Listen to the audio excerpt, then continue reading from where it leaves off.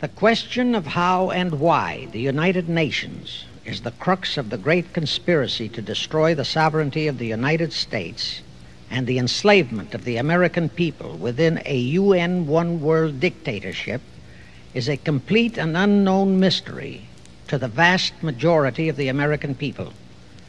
The reason for this unawareness of the frightening danger to our country and to the entire free world is simple.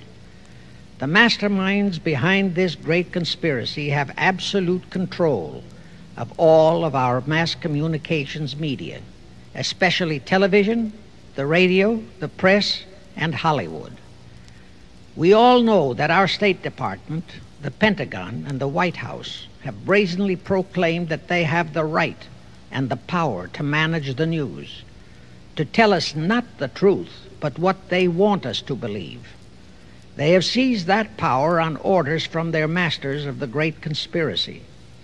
And the objective is to brainwash the people into accepting the phony peace bait to transform the United States into an enslaved unit of the United Nations one world government. First of all, bear in mind that the so-called UN police action in Korea, fought by the United States, in which 150,000 of our sons were murdered and maimed, was part of the plot, just as the undeclared by Congress war in Vietnam, in which our sons are dying, is part of the plot, just as the plot against Rhodesia and South Africa, in which our sons will be dying, is part of the UN plot. However, the vitally important thing for all Americans, all you mothers of the boys who died in Korea and are now dying in Vietnam, to know is that our so-called leaders in Washington, whom we elected to safeguard our nation and our Constitution, are the betrayers, and that behind them are a comparatively small group of men whose sole objective is to enslave the whole world of humanity in their satanic plot of one world government. Now, in order to give you a very clear picture of this satanic plot, I will go back to its beginning, clear back in the middle of the 18th century, and name the men who put that plot into action, and then bring you down to the present, today's status of that plot. Now, as a matter of further intelligence, a term used by the FBI, let me clarify the meaning of the expression, "He is a liberal." The enemy, meaning the one world conspirators, have seized upon that word liberal as a cover-up for their activities. It sounds so innocent and so humanitarian to be liberal. We'll make sure that the person who calls himself a liberal or is described as a liberal is not in truth a red. Now then, this satanic plot was launched back in the 1760s when it first came into existence under the name of the Illumināti.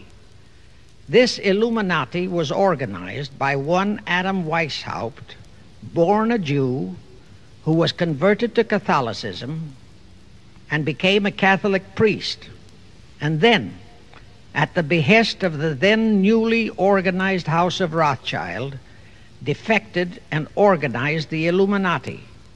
Naturally, the Rothschilds financed that operation. And every war since then, beginning with the French Revolution, has been promoted by the Illuminati, operating under various names and guises. I say under various names and guises because after the Illuminati was exposed and became too notorious, Weishaupt and his co-conspirators began to operate under various other names.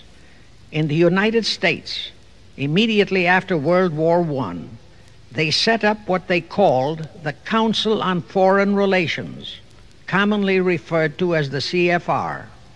And this CFR is actually the Illuminati in the United States.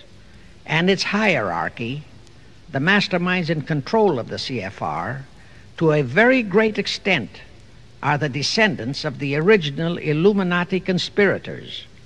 But to conceal that fact, Most of them changed their original family names to American-sounding names. For example, the true name of the Dillons, Clarence and Douglas Dillon, once Secretary of the U.S. Treasury Department, is Lepowski. I'll come back to all this later. There is a similar establishment of the Illuminati in England, operating under the name of the British Institute of International Affairs. There are similar secret Illuminati organizations in France, Germany, and other nations operating under different names.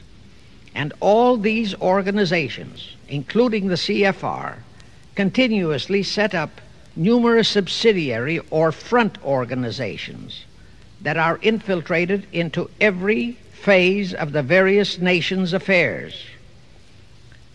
But at all times, the operations of these organizations were and are masterminded and controlled by the internationalist bankers, who in turn were and are controlled by the Rothschilds. The details of how they accomplished the setting up of the CFR in the United States, as also in the other nations, are far too voluminous to be described in this dissertation.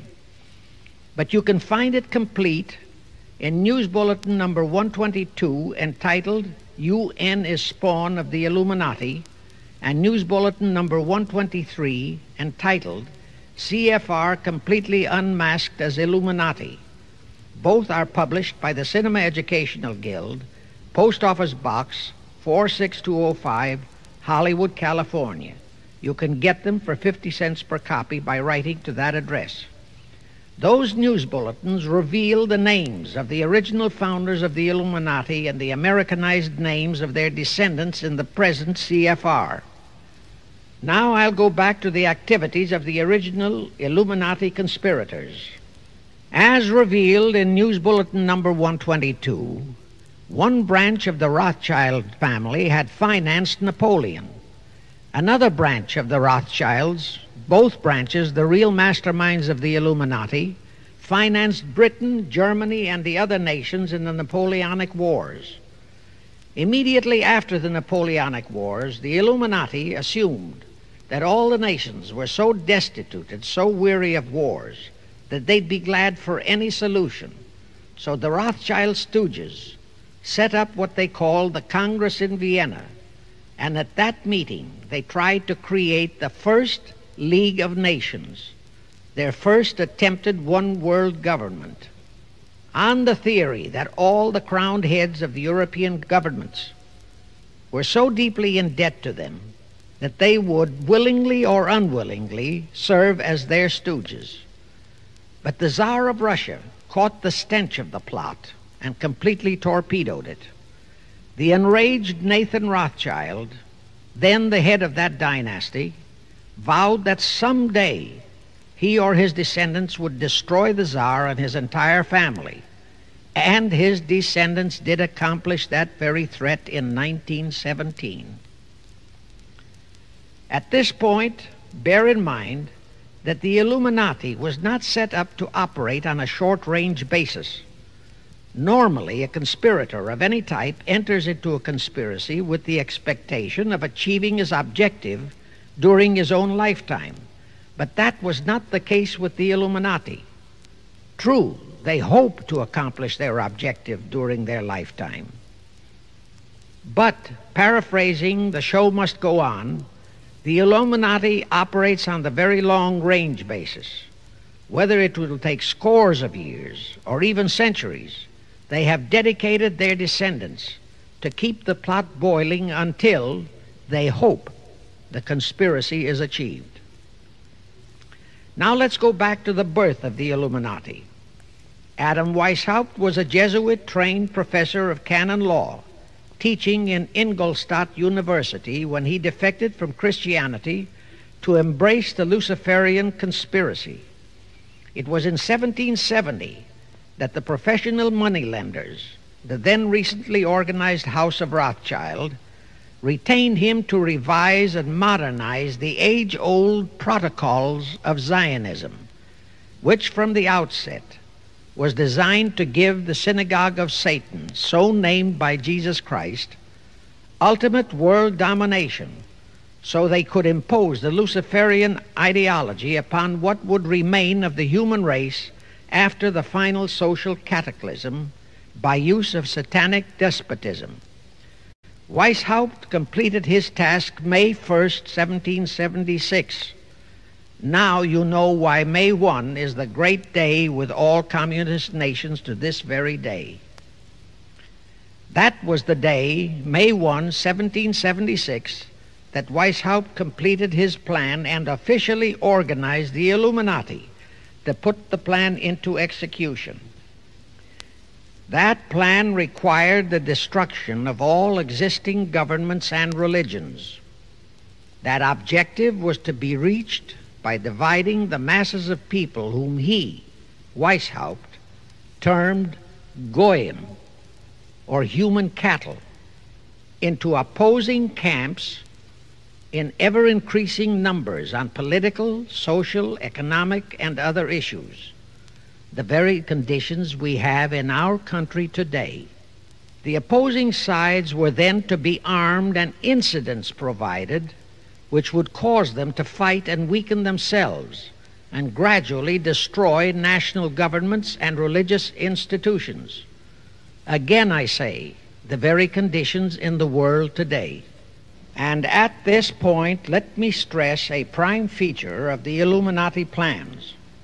When and if their blueprint for world control, the protocols of the elders of Zion, is discovered and exposed, they would wipe all the Jews off the face of the earth in order to divert suspicions from themselves.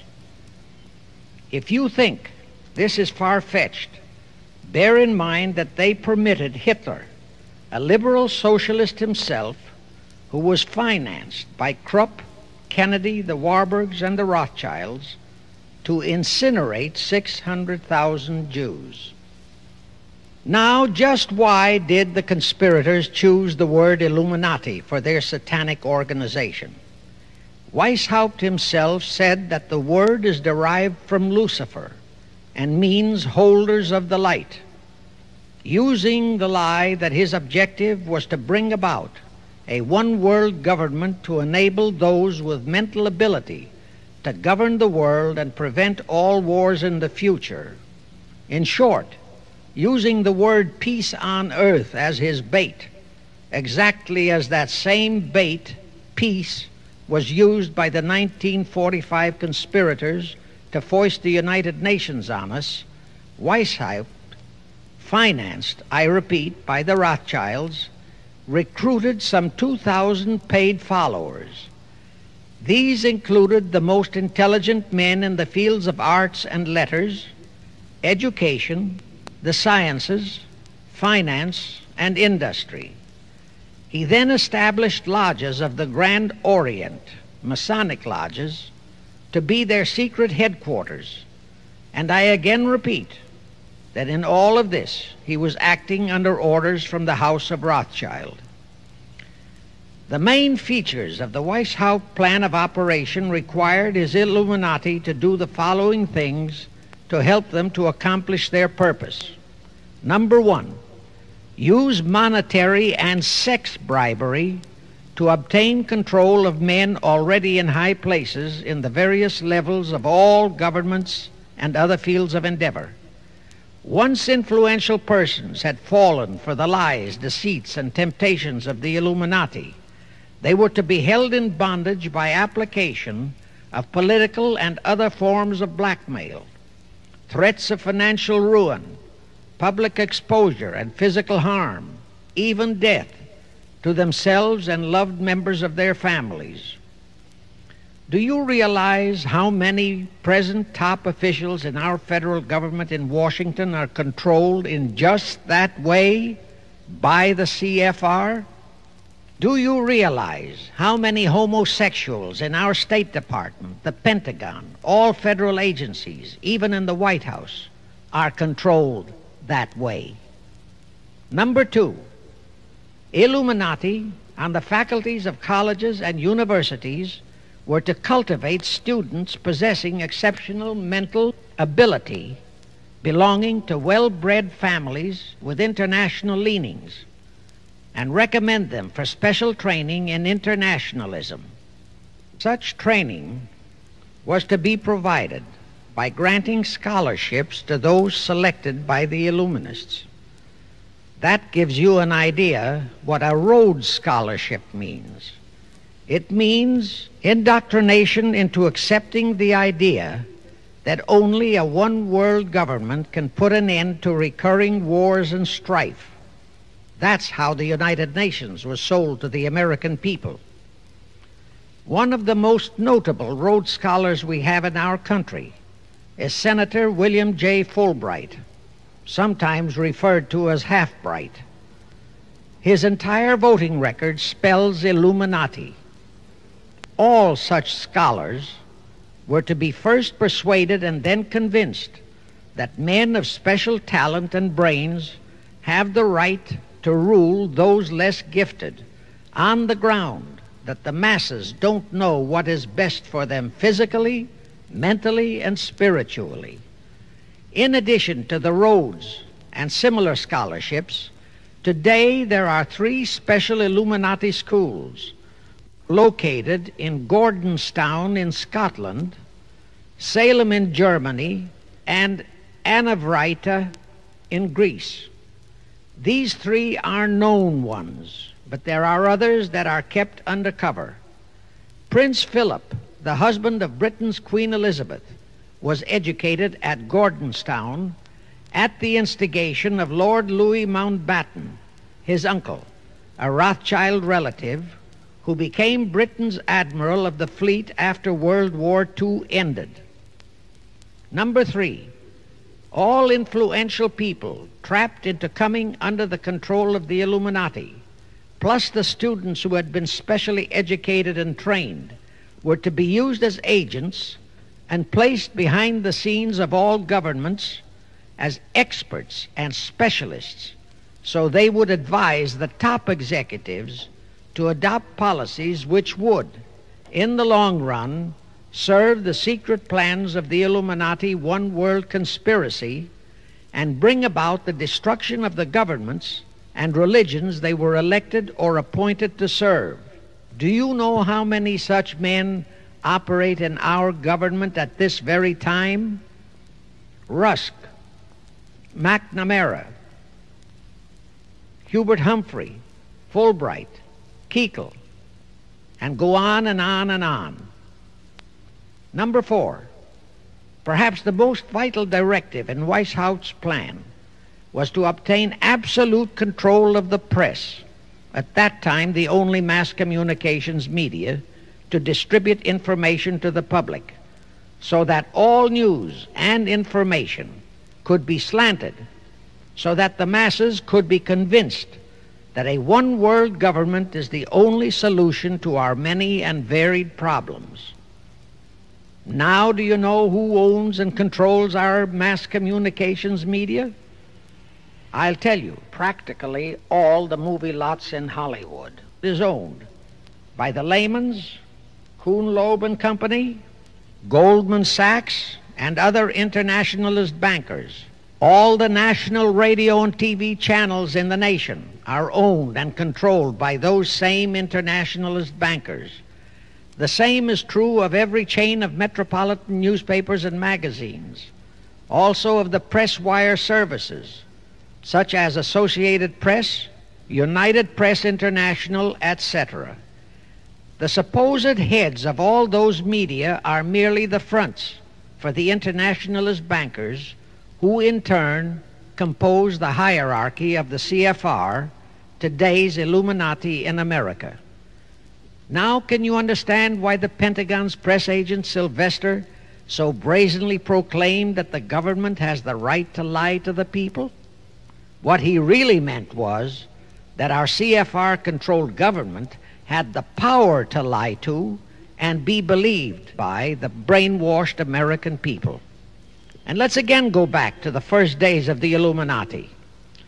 Because Britain and France were the 2 greatest world powers in the late years of the 18th century, Weishaupt ordered the Illuminati to foment the colonial wars, including our Revolutionary War, to weaken the British Empire and organize the French Revolution to destroy the French Empire. He scheduled the French Revolution to start in 1789.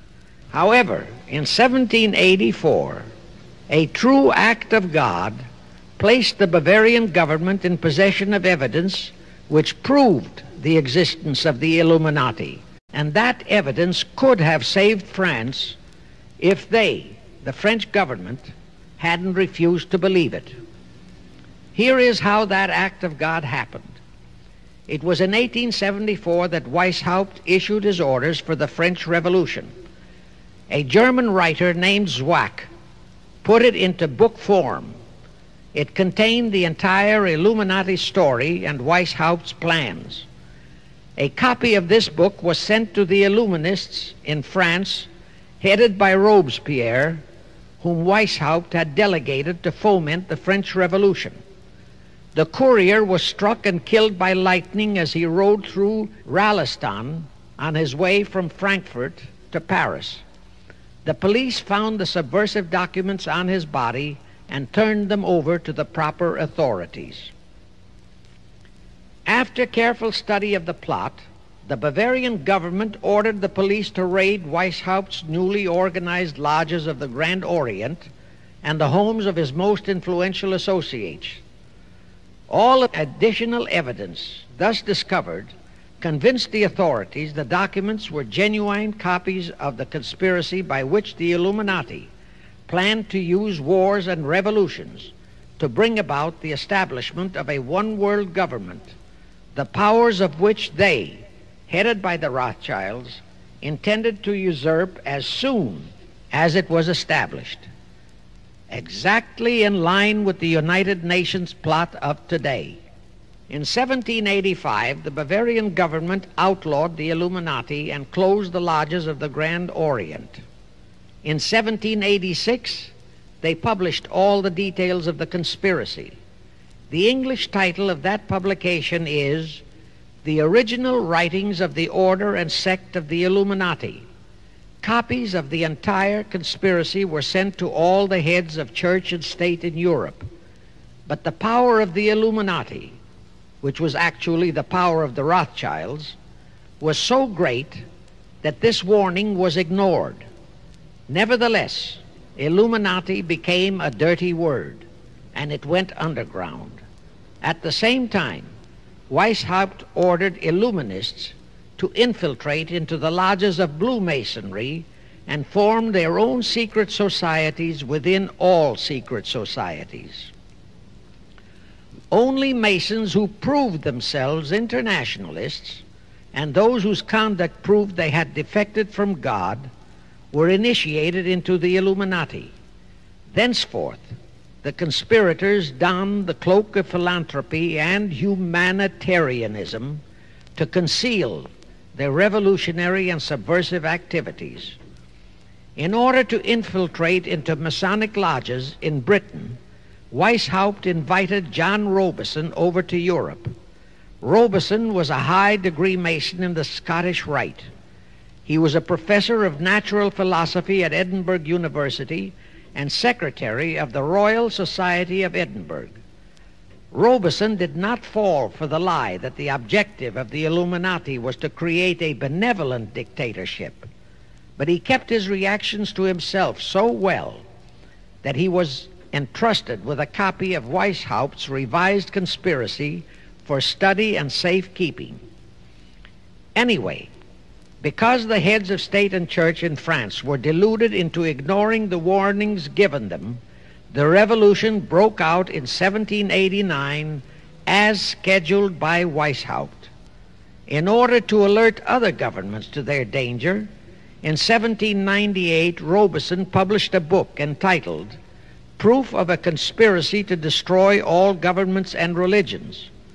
But his warnings were ignored, exactly as our American people have been ignoring all warnings about the United Nations and the Council on Foreign Relations, the CFR.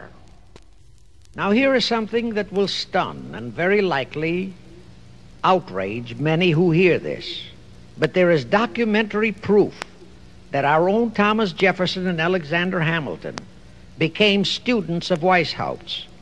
Jefferson was one of Weishaupt's strongest defenders when he was outlawed by his government. And it was Jefferson who infiltrated the Illuminati into the then newly organized lodges of the Scottish Rite in New England. Here is the proof. In 1789, John Robeson warned all Masonic leaders in America that the Illuminati had infiltrated into their lodges. And on July 19, 1789, David Papin, president of Harvard University, issued the same warning to the graduating class and lectured them on the influence Illuminism was acquiring on American politics and religion. And to top it off, John Quincy Adams, who had organized the New England Masonic lodges, issued his warnings. He wrote 3 letters to Colonel William L. Stone, a top Mason, in which he exposed how Jefferson was using Masonic lodges for subversive, Illuministic purposes. Those 3 letters are at this very time in Rittenberg Square Library in Philadelphia. In short, Jefferson, founder of the Democratic Party, was a member of the Illuminati, which at least partly accounts for the condition of the party at this time. And through infiltrations of the Republican Party, we have exactly nothing of loyal Americanism today. That disastrous rebuff at the Congress at Vienna, created by the Tsar of Russia, did not by any means destroy the Illuminati conspiracy. It merely forced them to adopt a new strategy. Realizing that the one world idea was, for the moment, killed, the Rothschilds decided that to keep the plot alive, they'd have to do it by heightening their control of the money systems of the European nations. Earlier, by a ruse, the outcome of the Battle of Waterloo had been falsified. Rothschild had spread a story that Napoleon had won that battle. That had precipitated a terrific panic on the stock market in England. All stocks had plummeted down to practically zero, and Nathan Rothschild bought all the stocks for virtually a penny on its dollar values. That gave him complete control of the economy of Britain and virtually of all Europe.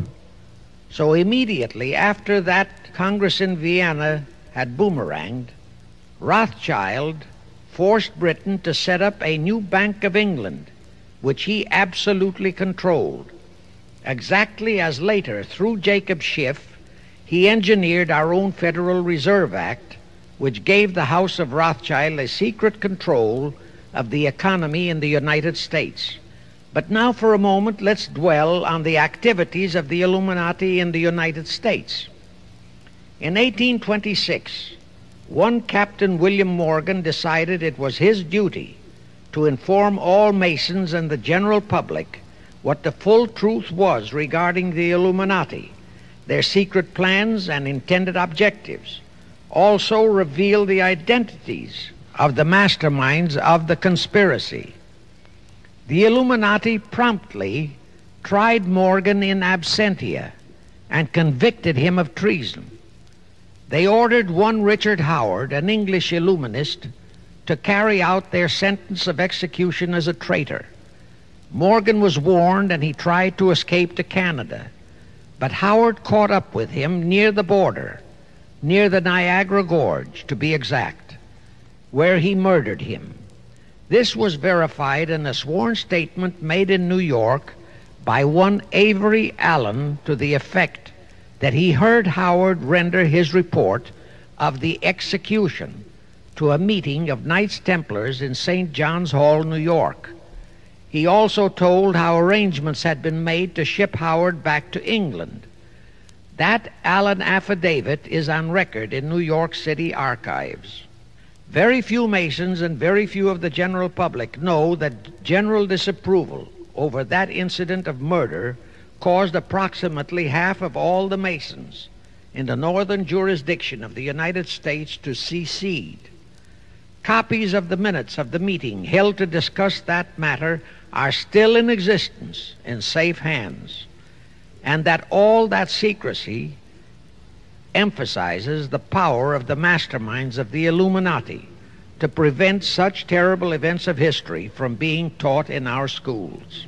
In the early 1850s, the Illuminati held a secret meeting in New York, which was addressed by a British Illuminist named Wright.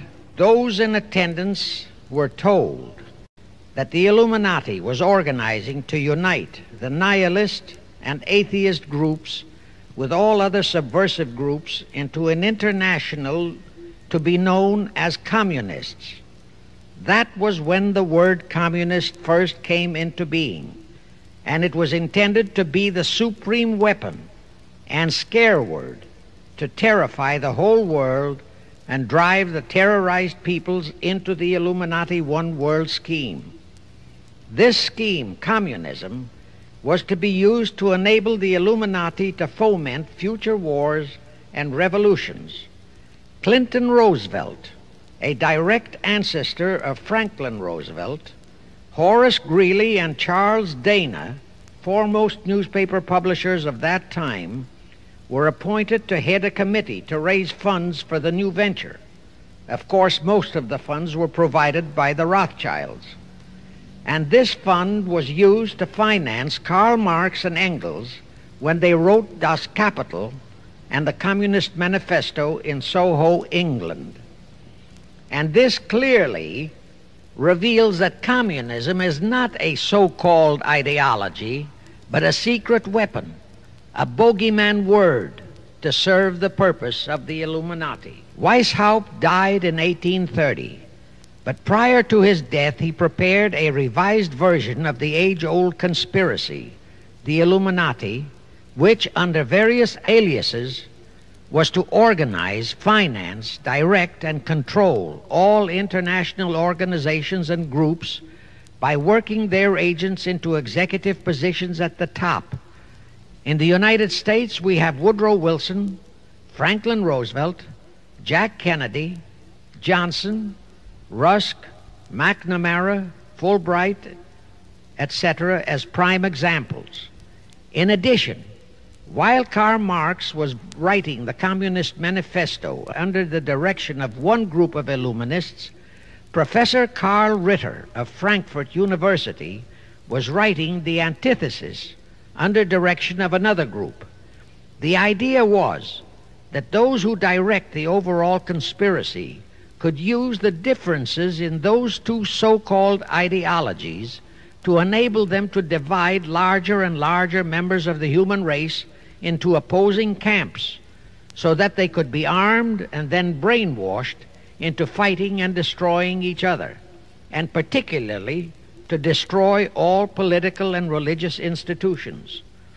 The work Ritter started was continued after his death and completed by the German so-called philosopher Friedrich Wilhelm Nietzsche, who founded Nietzscheism.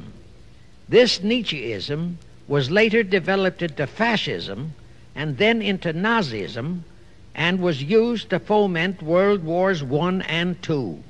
In 1834, the Italian revolutionary leader Giuseppe Mazzini was selected by the Illuminati to direct their revolutionary program throughout the world.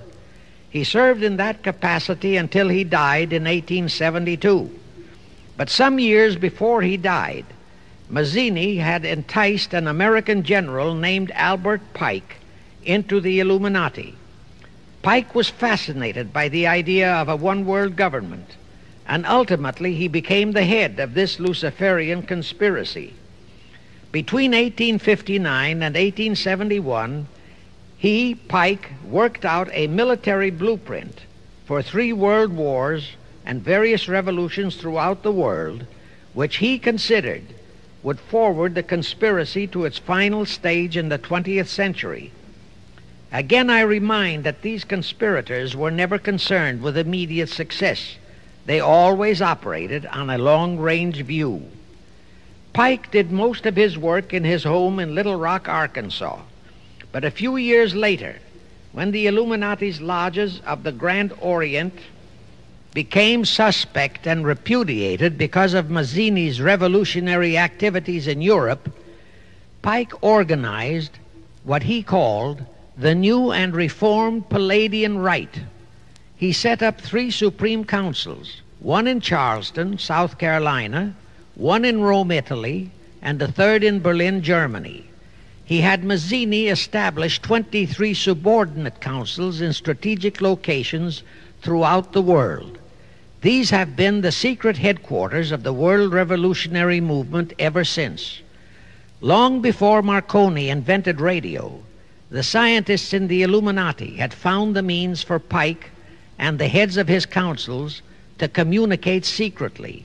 It was the discovery of that secret that enabled intelligence officers to understand how apparently unrelated incidents, one such as the assassination of an Austrian prince at Sarajevo, took place simultaneously throughout the world, which developed into a war or a revolution. Pike's plan was as simple as it has proved effective. It called for communism, Nazism, political Zionism, and other international movements be organized and used to foment 3 global world wars and at least 2 major revolutions. The First World War was to be fought so as to enable the Illuminati to destroy Tsarism in Russia, as vowed by Rothschild after the Tsar had torpedoed his scheme at the Congress in Vienna, and to transform Russia into a stronghold of atheistic communism. The differences stirred up by agents of the Illuminati between the British and German empires were to be used to foment this war. After the war would be ended, communism was to be built up and used to destroy other governments and weaken religions. World War II, when and if necessary, was to be fomented by using the controversies between fascists and political Zionists. And here let it be noted that Hitler was financed by Krupp, the Warburgs, the Rothschilds, and other internationalist bankers, and that the slaughter of the supposed 600,000 Jews by Hitler didn't bother the Jewish internationalist bankers at all. That slaughter was necessary in order to create worldwide hatred of the German people and thus bring about the war against them. In short, this Second World War was to be fought to destroy Nazism and to increase the power of political Zionism so that the State of Israel could be established in Palestine. During this World War II, international communism was to be built up until it equaled in strength that of united Christendom. When it reached that point, it was to be contained and kept in check until required for the final social cataclysm. As we know now, Roosevelt, Churchill, and Stalin put that exact policy into effect, and Truman, Eisenhower, Kennedy, and Johnson continued that same exact policy.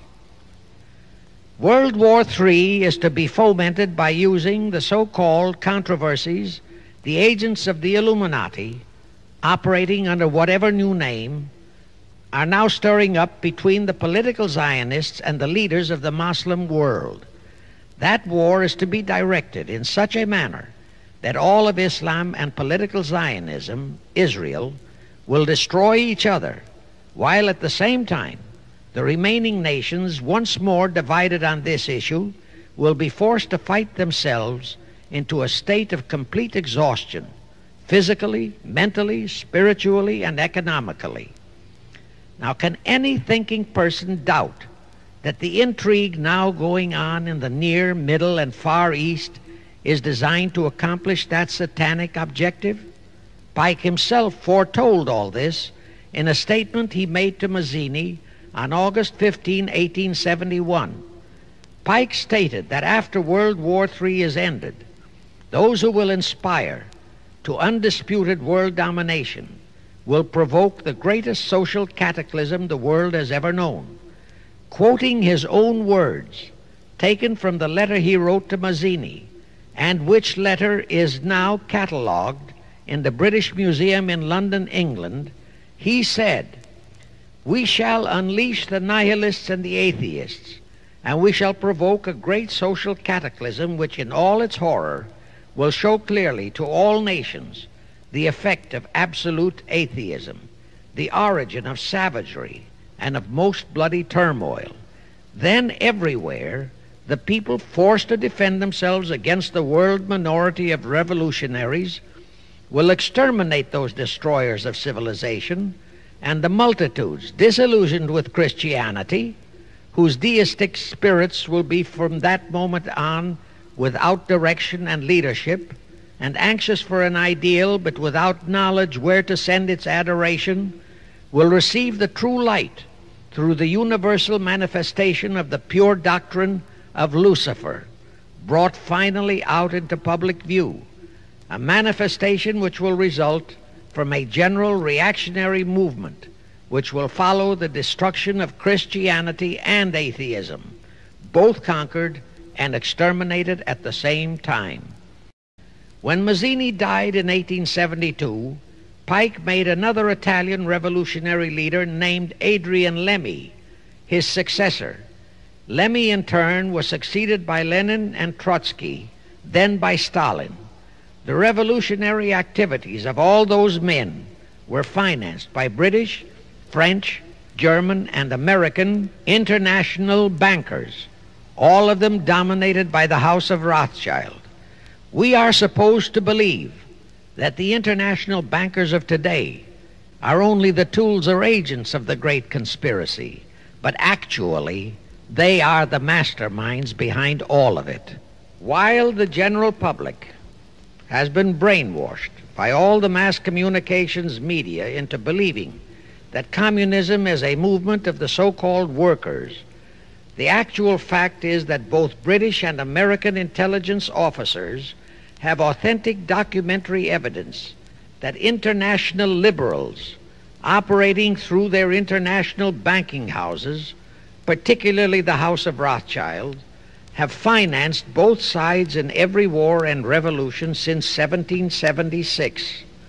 Those who today comprise the conspiracy, the CFR in the United States, direct our governments, whom they hold in usury through such methods as the Federal Reserve System in America, to fight wars such as Vietnam, created by the United Nations, so as to further Pike's Illuminati plans to bring the world to that stage of the conspiracy when atheistic communism and the whole of Christianity can be forced into an all-out Third World War within each remaining nation, as well as on an international scale.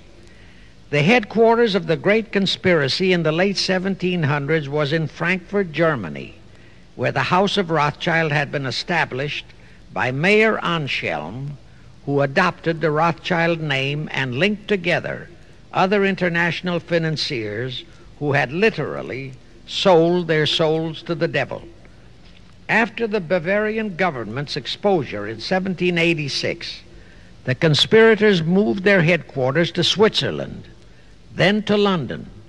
Since World War II, after Jacob Schiff, the Rothschild's boy in America, died, the headquarters of the American branch has been in the Harold Pratt Building, New York, and the Rockefellers, originally protégés of Schiff, have taken over the manipulation of finances in America for the Illuminati. In the final phases of the conspiracy, the one world government will consist of the king dictator, head of the United Nations, the CFR, and a few billionaires, economists, and scientists who have proved their devotion to the great conspiracy. All others are to be integrated into a vast conglomeration of mongrelized humanity, actually slaves. Now let me show you how our federal government and the American people have been sucked into the one world takeover plot of the Illuminati great conspiracy, and always bear in mind that the United Nations was created to become the housing for that one world so-called liberal conspiracy. The real foundations of the plot for the takeover of the United States were laid during the period of our Civil War. Not that Weishaupt and the earlier masterminds had ever overlooked the New World. As I have previously indicated, Weishaupt had his agents planted over here as far back as the Revolutionary War. But George Washington was more than a match for them. It was during the Civil War that the conspirators launched their first concrete efforts. We know that Judah Benjamin, chief advisor of Jefferson Davis, was a Rothschild agent. We also know that there were Rothschild agents planted in Abraham Lincoln's cabinet who tried to sell him into a financial dealing with the House of Rothschild.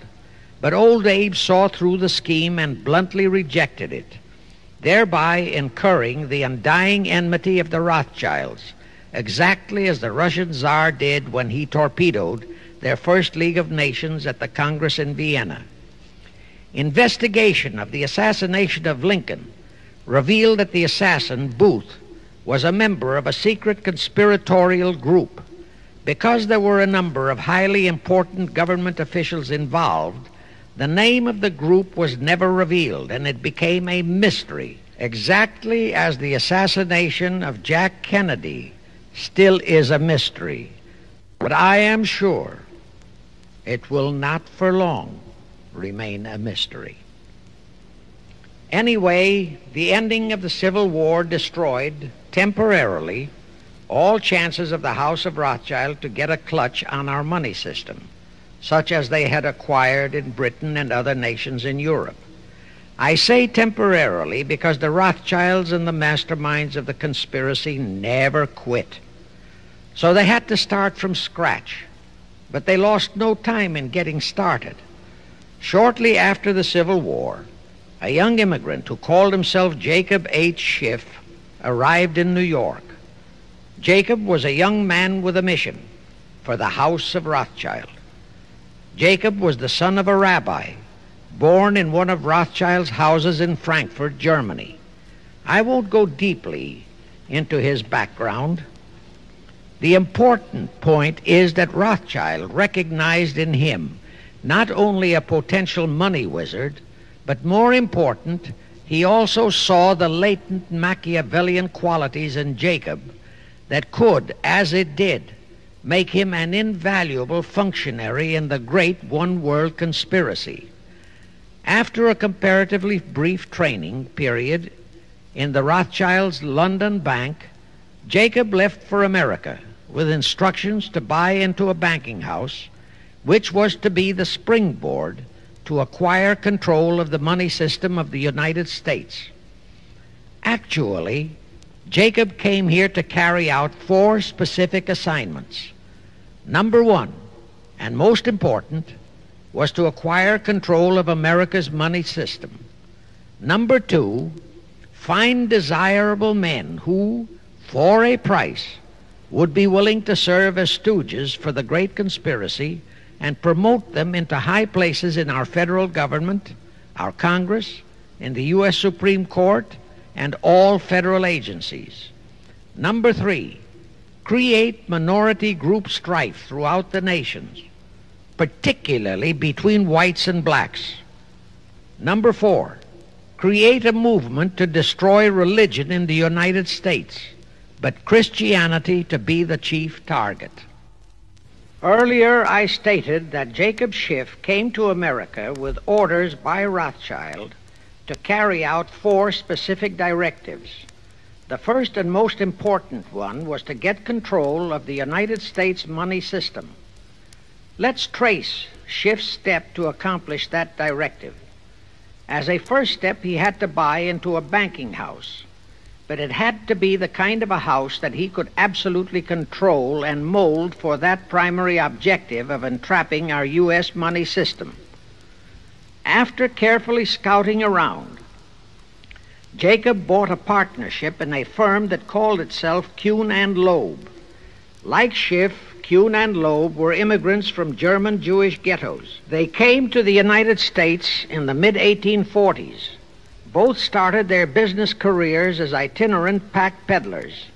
In the early 1850s, they pooled their interests and set up a merchandising store in Lafayette, Indiana, under the firm name of Kuhn and Loeb, servicing the covered wagon settlers on their way west.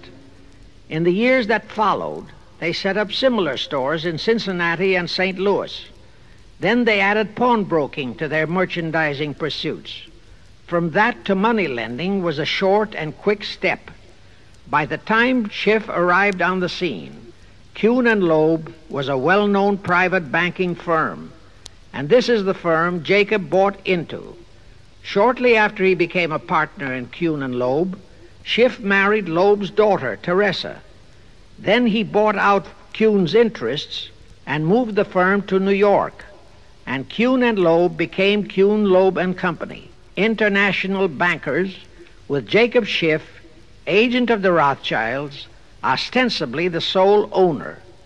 And throughout his career, this blend of Judas and Machiavelli, the first hierarch of the Illumināti, great conspiracy in America, posed as a generous philanthropist and a man of great holiness, the cover-up policy set forth by the Illumināti.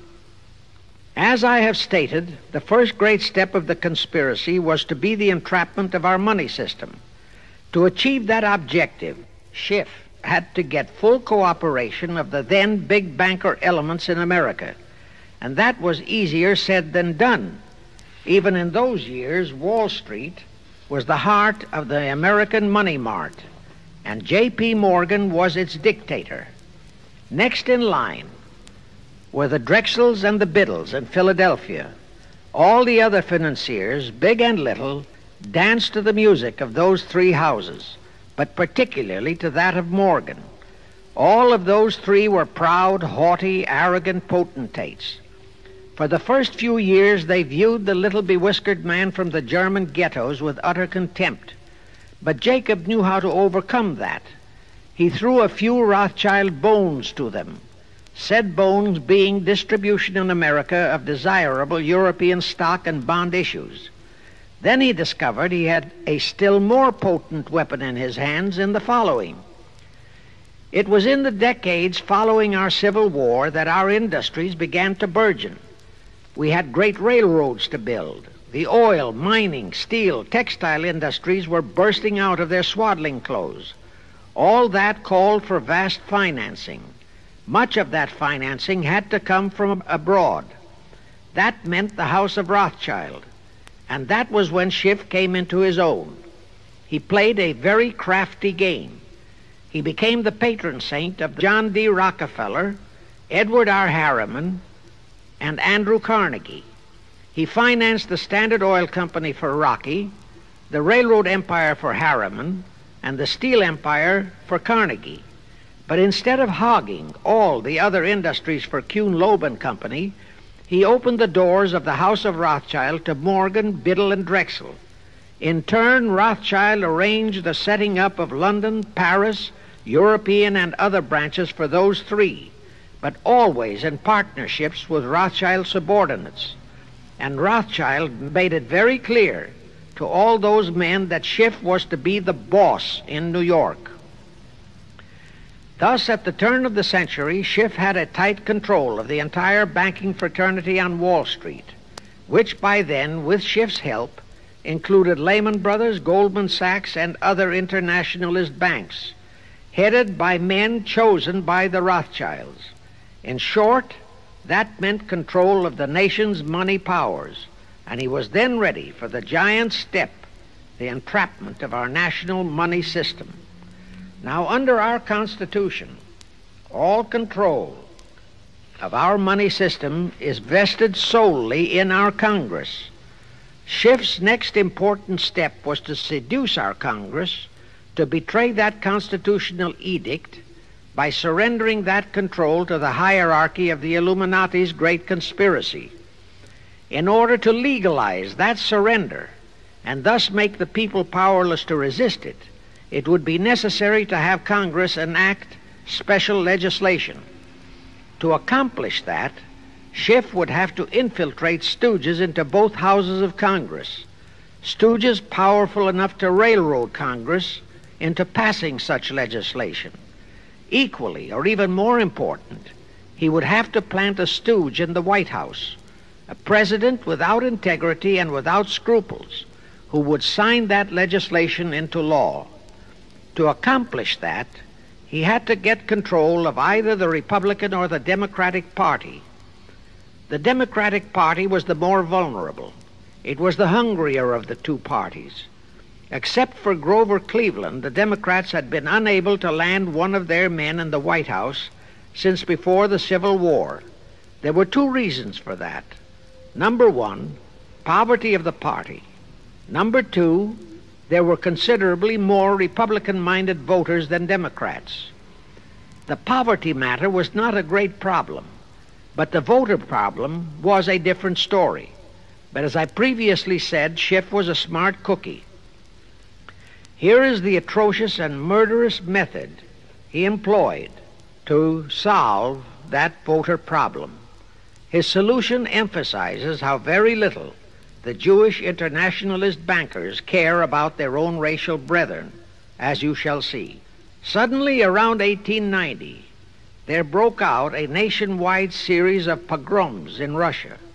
Many, many thousands of innocent Jews, men, women, and children, were slaughtered by the Cossacks and other peasants.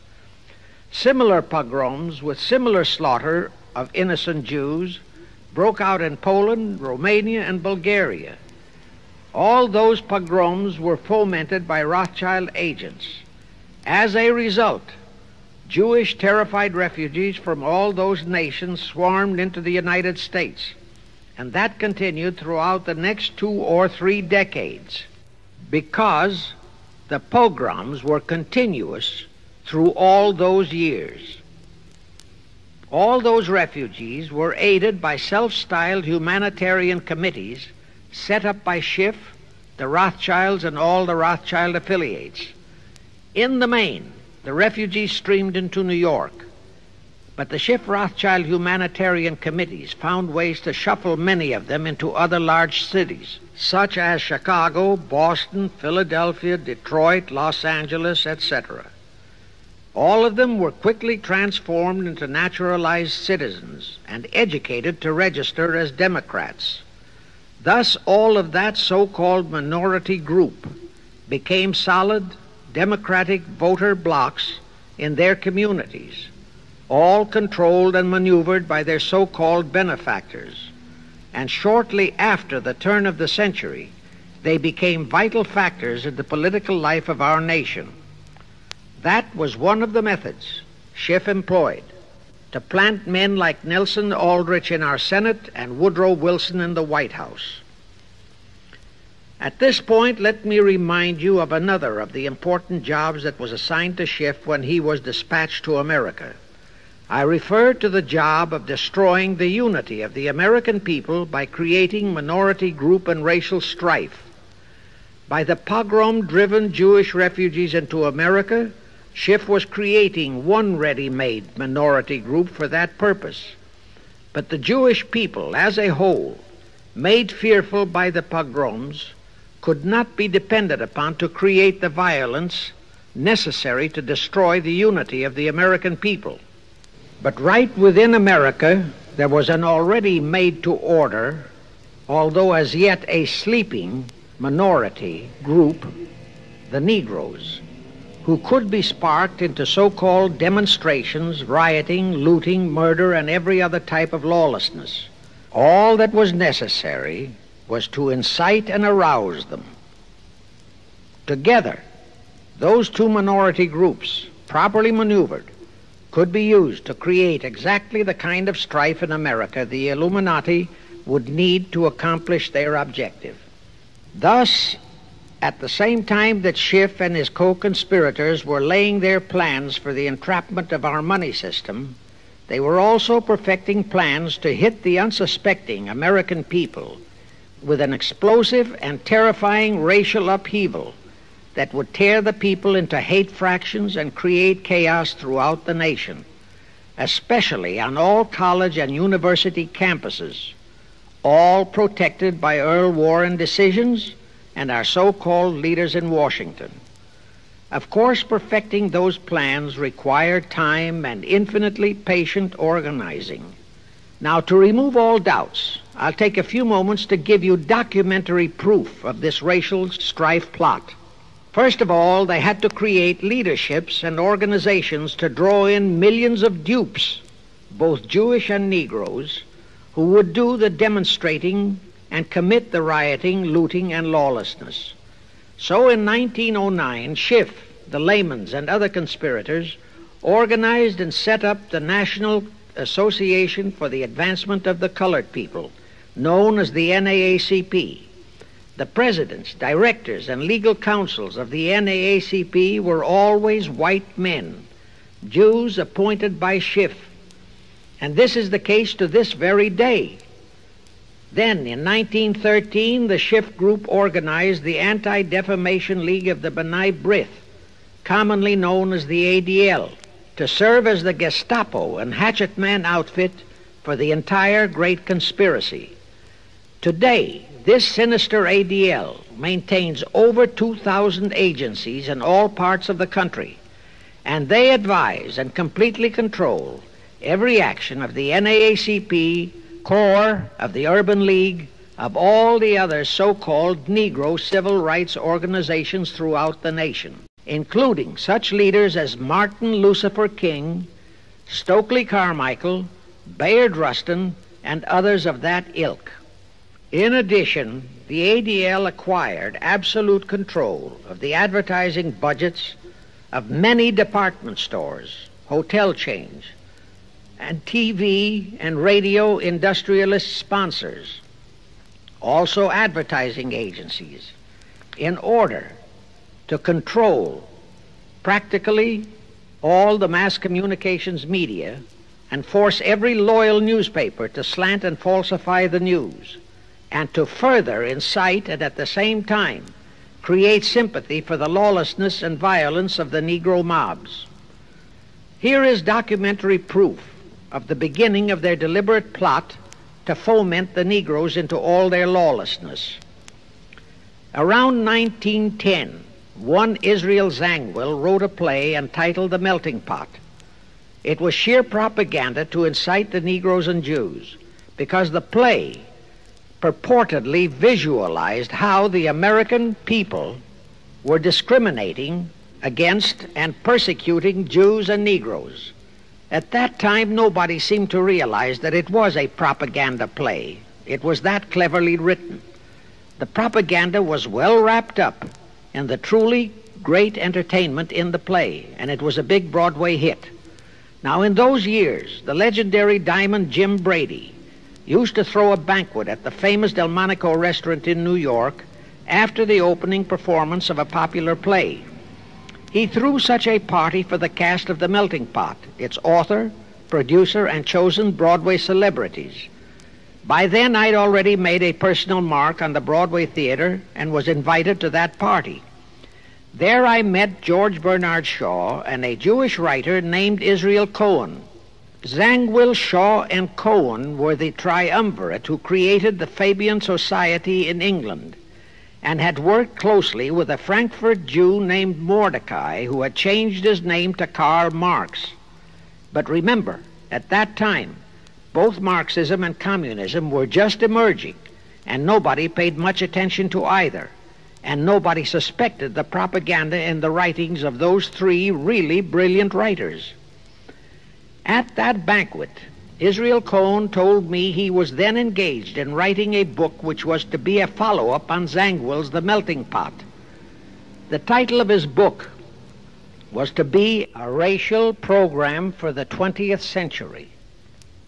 At that time, I was completely absorbed by my work as a playwright, and significant as that title was, its real objective never dawned on me, nor was I interested in reading the book.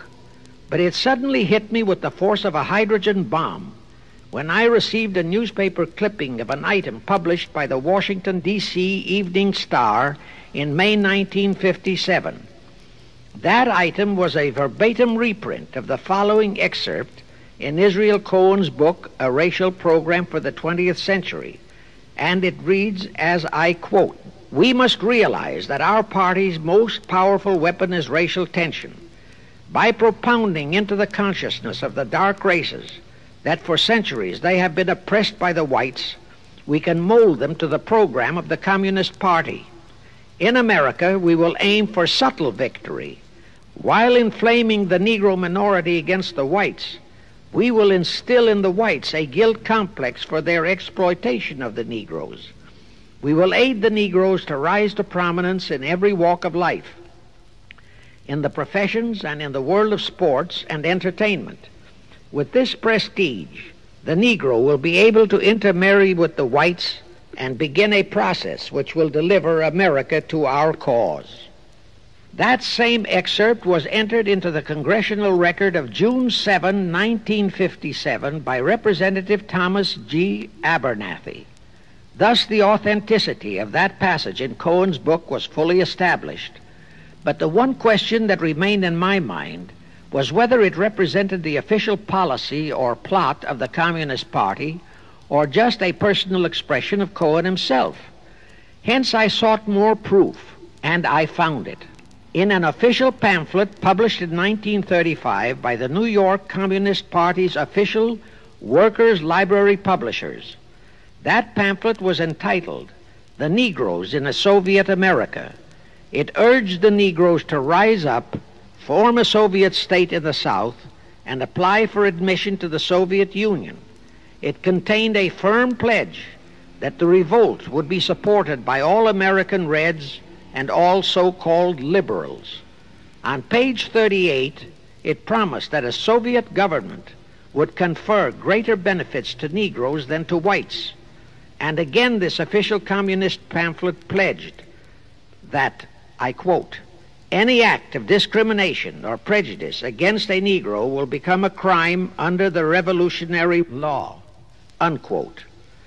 That statement proved that the excerpt in Israel Cohen's book, published in 1913, was an official edict of the Communist Party and directly in line with the Illumинati blueprint for world revolution issued by Weishaupt and later by Albert Pike. Now there's only one question, and that is to prove that the communist regime is directly controlled by the American Jacob Schiff and London Rothschild masterminds of the Great Conspiracy. A little later, I will provide that proof that will remove even a remote doubt that the Communist Party as we know it was created by those masterminds, capitalists if you will note, that Schiff, the Warburgs, and the Rothschilds planned and financed the entire Russian Revolution, also the murder of the Tsar and his family, and that Lenin, Trotsky, and Stalin took their orders directly from Schiff and the other capitalists whom they supposedly are fighting. Now can you see why the vile Earl Warren and his equally vile co-Supreme Court justices issued that infamous and treasonous desegregation decision in 1954? It was to aid and abet the plot of the Illuminati conspirators to create tension and strife between Negroes and whites. Can you see why the same Earl Warren issued his decision prohibiting Christian prayers and Christmas carols in our schools? It was done to destroy Christianity. Can you see why Eisenhower, despite all the rigid constitutional prohibitions, sent federal troops into a southern state to enforce the desegregation decision? Why Kennedy did likewise? And can you see why Johnson and 66 senators, despite the protests of 90% of the American people, voted for the Consular Treaty, which opens our entire country to Russian spies and saboteurs? All those 66 senators are 20th century Benedict Arnolds.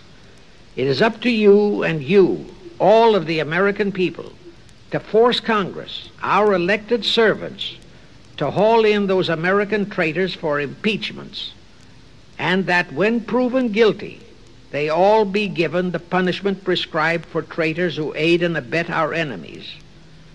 And that includes the forcing of rigid investigations by Congress of the CFR and all their fronts, such as the ADL, the NAACP, SNCC, and such Illuminati tools as Martin Lucifer King. Such investigations will completely unmask all the leaders in Washington and the Illuminati and all their affiliations and affiliates as traitors carrying out the Illuminati plot. It will completely unmask the United Nations as the intended crux of the entire plot and force Congress to take the U.S. out of the UN and hurl the UN out of the U.S. In fact, it will destroy the UN and the entire plot. Before I close this phase, I wish to reiterate and stress one vital point, which I urge you to never forget if you wish to save our country for your children and their children. Here is the point. Every unconstitutional and unlawful act committed by Woodrow Wilson, by Franklin Roosevelt, by Truman, Eisenhower, and Kennedy, and are now being committed by Johnson, is exactly in line with the Illuminati conspirators' centuries-old plot outlined by Weishaupt and Albert Pike. Every vicious decision issued by the traitorous Earl Warren and his equally traitorous Supreme Court justices was directly in line with what the Illuminati blueprint required. That all the treason committed by our State Department under Rusk and earlier by John Foster Dulles and Marshall, also all the treason committed by McNamara and his predecessors, is directly in line with that same Illuminati blueprint for the takeover of the world. Also the amazing treason by various members of our Congress, especially by the 66 senators who signed for the Consular Treaty, has been committed on orders from the Illuminati. Now I will go back to Jacob Schiff's entrapment of our money system and the treasonous actions that followed. It will also reveal the Schiff-Rothschild control of not only Karl Marx, but of Lenin, Trotsky, and Stalin, who created the revolution in Russia and set up the Communist Party. It was in 1908 that Schiff decided the time had come for his seizure of our money system. His chief lieutenants in that seizure were Colonel Edward Mandel House, whose entire career was that of chief executive and courier for Schiff, as I shall show, Bernard Baruch, and Herbert Lehman. In the fall of that year, they assembled in secret conclave at the Jekyll Island Hunt Club, owned by J.P. Morgan at Jekyll Island, Georgia.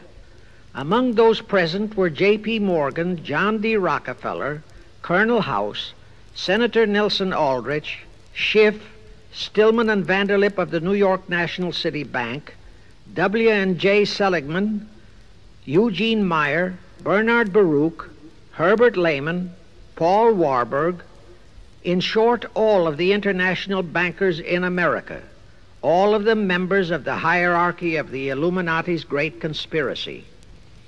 A week later, they emerged with what they called the Federal Reserve System. Senator Aldrich was the stooge who was to railroad it through Congress. But they held that railroading in abeyance for one chief reason. They would first have to plant their man, an obedient stooge, in the White House to sign the Federal Reserve Act into law. They knew that even if the Senate would pass that act unanimously, the then newly elected President Taft would promptly veto it. So they waited. In 1912, their man, Woodrow Wilson, was elected to the presidency. Immediately after Wilson was inaugurated, Senator Aldrich railroaded the Federal Reserve Act through both houses of Congress, and Wilson promptly signed it, and the Federal Reserve Act became law. That heinous act of treason was committed in December 23, 1913, 2 days before Christmas, when all the members of Congress, except for several carefully picked representatives and 3 equally carefully picked senators, were away from Washington. How heinously treasonous was that act? I'll tell you. Our founding fathers knew full well the power of money. They knew that whoever had that power held the destiny of our nation in his hands. Therefore, they carefully guarded this power when they set forth in the Constitution that Congress, The elected representatives of the people alone would have that power. The constitutional language on this point is brief, concise, and specific, stated in Article 1, Section 8, Paragraph 5, defining the duties and powers of Congress, and I quote, "To coin money, regulate the value thereof, and of foreign coin, and the standard of weights and measures," unquote. But on that tragic, unforgettable day of infamy, December 23, 1913, the men we sent to Washington to safeguard our interests, the representatives and senators and Woodrow Wilson, delivered the destiny of our nation into the hands of two aliens from Eastern Europe, Jacob Schiff and Paul Warburg. Warburg was a very recent immigrant who came here on orders from Rothschild for the express purpose of blueprinting that foul Federal Reserve Act. Now, the vast majority of the American people think that the Federal Reserve System is a United States government-owned agency. That is positively false. All of the stock of the Federal Reserve banks is owned by the member banks, and the heads of the member banks are all members of the hierarchy of the great Illumинati conspiracy known today as the CFR. The details of that act of treason in which many traitorous so-called Americans participated are far too long for this recording. But all those details are available in a book entitled The Federal Reserve Conspiracy, written by Eustace Mullins. In that book, Mullins tells the entire horrifying story and backs it up with unquestionable documentations. Aside from it being a truly fascinating and shocking story of that great betrayal, every American should read it as a matter of vital intelligence for the time when the whole American people will finally come awake and smash the entire conspiracy. And with God's help, that awakening will surely come. You can get a copy of that book from the publishers, the Christian Educational Association, 530 Chestnut Street, Union, New Jersey. Now, if you think that those aliens and their by accident of birth American co-conspirators would be content with just the control of our money system, you're in for another very sad shock. The Federal Reserve System gave the conspirators complete control of our money system, but it in no way touched the earnings of the people, because the Constitution positively forbids what is now known as the 20% withholding tax. But the Illuminati blueprint for one-world enslavement called for the confiscation of all private property and control of individual earning powers. This, and Karl Marx stressed that feature in his blueprint, had to be accomplished by a progressive graduated income tax. As I stated, such a tax could not lawfully be imposed upon the American people. It is succinctly and expressly forbidden by our Constitution. Thus, only an amendment to the Constitution could give the federal government such confiscatory powers. Well, that too was not an insurmountable problem for our Machiavellian plotters. The same elected leaders in both houses of Congress and the same Mr. Woodrow Wilson, who signed the infamous Federal Reserve Act into law, amended the Constitution to make the federal income tax, known as the 16th Amendment, a law of the land. Both are illegal under our Constitution. In short, the same traitors signed both betrayals, the Federal Reserve Act and the 16th Amendment, into law. However, it seems that nobody ever realized that the 16th Amendment was set up to rob, and I do mean rob, the people of their earnings via the income tax provision. The plotters didn't fully use that provision until World War II, when that great humanitarian, Franklin Roosevelt, applied a 20% withholding tax on all small wage earners and up to 90% on higher incomes. Oh, of course, he faithfully promised that it would be only for the duration of the war. But what was a promise to such a charlatan who in 1940, when he was running for his third term, kept proclaiming, "I say again and again and again that I will never send American boys to fight on foreign soil. Remember? He was proclaiming that even as he was already preparing to plunge us into World War II by enticing the Japanese into that sneak attack on Pearl Harbor to furnish him with his excuse. And before I forget, let me remind you that another charlatan named Woodrow Wilson used exactly that same campaign slogan in 1916. His slogan was, "Re-elect the man who will keep your sons out of the war." Exactly the same formula, exactly the same promises. But wait, as Al Jolson used to say, you ain't heard nothing yet. That 16th Amendment income tax trap was intended to confiscate, rob, the earnings only of the common herd, you and me. It was not intended to even touch the huge incomes of the Illluminati gang, the Rockefellers, the Carnegies, the Lehmans, and all the other conspirators. So together with that 16th Amendment, they created what they called the tax-free foundations. That would enable the conspirators to transform their huge wealth into such so-called foundations and avoid payment of virtually all income taxes. The excuse for it was that the earnings of those tax-free foundations would be devoted to humanitarian philanthropy. So we now have the several Rockefeller foundations, the Carnegie Endowment Fund, the Ford Foundation, the Mellon Foundation, and hundreds of similar tax-free foundations.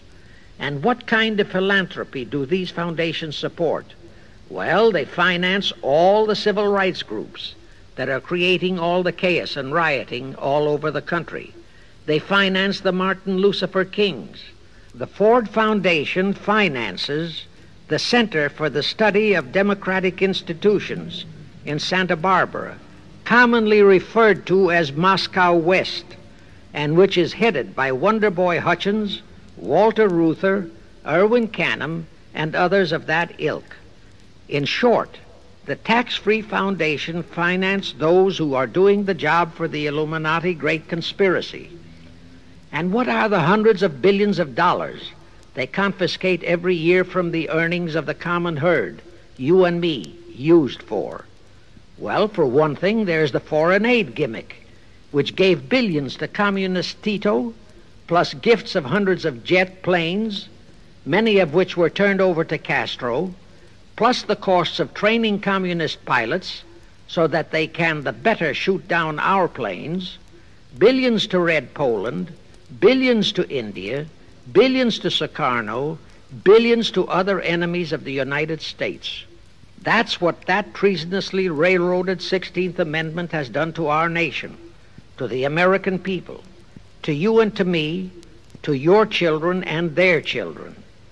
Our CFR Illuminati-controlled federal government can grant tax-free status to all foundations and pro-red one-world outfits, such as the Fund for the Republic.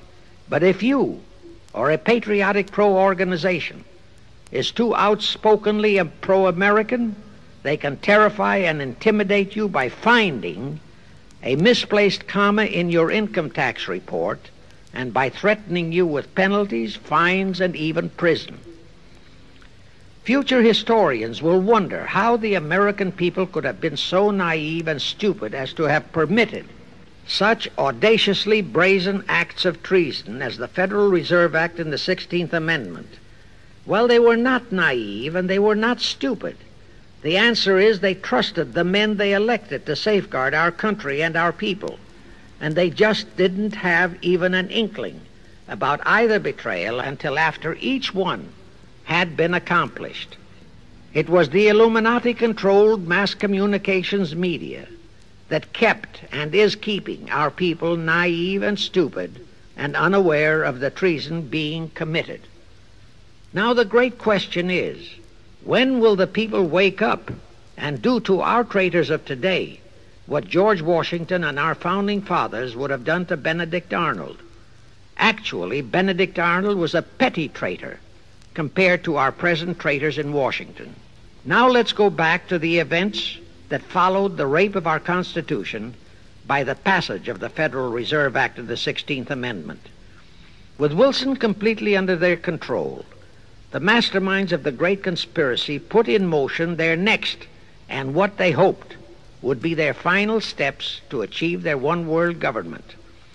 The first of those steps was to be World War I. Why war? Simple. The only excuse for a one-world government is that it will supposedly ensure peace. The only thing that can make people cry for peace is war. War brings chaos, destruction, exhaustion, to winner as well as to loser. It brings economic ruin to both. Most important, it destroys the flower of the young manhood of both. To the saddened and heartbroken oldsters, the mothers and fathers, who are left with nothing but memories of their beloved sons, peace becomes worth any price. And that is the emotion upon which the conspirators depend for the success of their satanic plot. Throughout the 19th century, from 1814 to 1914, the world as a whole was at peace. Such wars as the Franco-Prussian, our own Civil War, the Russo-Japanese War, were what might be termed local disturbances that did not affect the rest of the world. All the great nations were prosperous, the peoples staunchly nationalistic and fiercely proud of their sovereignties. It was utterly unthinkable that the French and the German peoples would be willing to live under a one-world government, or the Turks and the Russians, or the Chinese and the Japanese. Even more unthinkable that a Kaiser Wilhelm, or a Franz Joseph, or a Tsar Nicholas, or any monarch would willingly and meekly surrender his throne to a one-world government. But bear in mind that the peoples in all nations are the real power, and only one thing, war, could make the peoples yearn and clamor for a peace-ensuring one-world government. But it would have to be a frightful and horribly devastating war. It could not be just a local disturbing war between just two nations. It would have to be a world war. No major nation must be left untouched by the horrors and devastation of such a war. The cry for peace must be made universal. Actually, that was the format set by the Illumинati and Nathan Rothschild at the turn of the 19th century. They first maneuvered all of Europe into the Napoleonic Wars.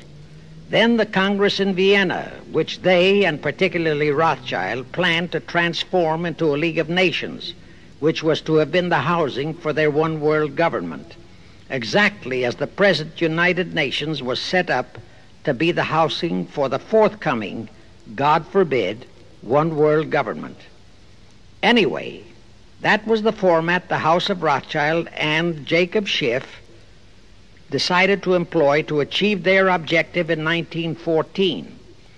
Of course, they knew that that same format had failed in 1814, but they theorized that was only because the Tsar of Russia had torpedoed that scheme. Well, the present 1914 conspirators would eliminate that 1814 fly in the ointment. They'd make sure that after the New World War, they were conspiring, there'd be no Tsar of Russia around to throw monkey wrenches into the machinery. I won't go into how they accomplished this first step to launch a world war. History records that World War I was precipitated by a trivial incident, the kind of incident both Weishaupt and Albert Pike had incorporated in their blueprints. That incident was the assassination of an Austrian archduke, arranged by the Illuminati masterminds. The war followed. It involved Germany, Austria-Hungary, and their allies, so-called the Axis powers, against France, Britain, and Russia, called the Allies. Only the United States was not involved during the first 2 years. By 1917, the conspirators had achieved their primary objective. All of Europe was in a state of destitution. All the peoples were war-weary and crying for peace. And the outcome, too, was all set. It was to come as soon as the United States would be hurled in on the side of the Allies. And that was all set to happen immediately after Wilson's re-election. After that, there could be only one outcome: complete victory for the Allies. To fully confirm my statement that long before 1917, the conspiracy headed in America by Jacob Schiff had it all set to hurl the United States into that war, I will cite the proof. When Wilson was campaigning for re-election in 1916, his chief appeal was, "Re-elect the man who will keep your sons out of the war." But during that same campaign, the Republican Party publicly charged that Wilson had long committed himself to throw us into the war. They charged that if he would be defeated, he would accomplish that act during his few remaining months in office. But if re-elected, he would hold off until after re-election. But at that time, the American people looked upon Wilson as a God-man. Well, Wilson was re-elected, and as per the schedule of the conspirators, he hurled us into the war in 1917. He used the sinking of the Lusitania as an excuse, a sinking which also was prearranged. Roosevelt, also a God-man in the eyes of the American people, followed the same technique in 1941 when he used the prearranged Pearl Harbor attack as his excuse for hurling us into World War II. Now, exactly as the conspirators planned, victory for the Allies would eliminate all the monarchs of the defeated nations and leave all their peoples leaderless, confused, bewildered, and perfectly conditioned for the one world government the great conspiracy intended would follow. But there still would be an obstacle, the same obstacle that had balked the Iilluminati and Rothschild at that Congress in Vienna peace gathering after the Napoleonic Wars. Russia would be on the winning side this time, as it was in 1814. Therefore, the Tsar would be securely on his throne. Here it is pertinent to note that Russia, under the Tsarist regime, had been the one country in which the Illuminati had never made any headway, nor had the Rothschilds ever been able to infiltrate their banking interests. Thus, a winning Tsar would be more difficult than ever to cope with. Even if he could be enticed into a so-called League of Nations, it was a foregone conclusion that he would never, but never go for a one-world government. So even before the outbreak of World War I, the conspirators had a plan in the making to carry out Nathan Rothschild's vow of 1814 to destroy the Tsar and also murder all possible royal heirs to the throne. And it would have to be done before the close of the war, and the Russian Bolsheviki were to be their instruments in this particular plot.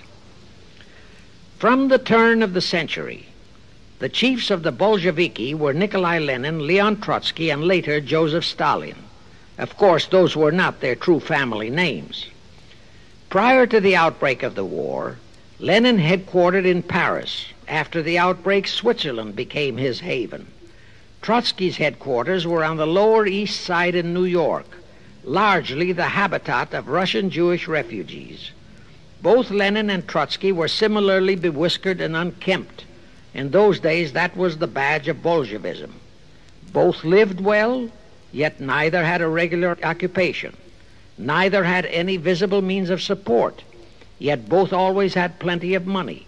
All those mysteries were solved in 1917. Right from the outset of the war, strange and mysterious goings-on were taking place in New York. Night after night, Trotsky darted furtively in and out of Jacob Schiff's palatial mansion. And in the dead of those same nights, there were gatherings of hoodlums of New York's Lower East Side, all of them Russian refugees, at Trotsky's headquarters, and all were going through some mysterious sort of training process. But it was all shrouded in mystery. Nobody talked, although it did leak out that Schiff was financing all of Trotsky's activities. Then suddenly Trotsky vanished. So did approximately 300 of his trained hoodlums. Actually, they were on the high seas in a Schiff-chartered ship bound for a rendezvous with Lenin and his gang in Switzerland. And on that ship was $20 million in gold, the $20 million Schiff provided to finance the Bolsheviki takeover of Russia. In anticipation of Trotsky's arrival, Lenin prepared to throw a party in his Switzerland hideaway. Men of the very highest places in the world were to be guests at that party.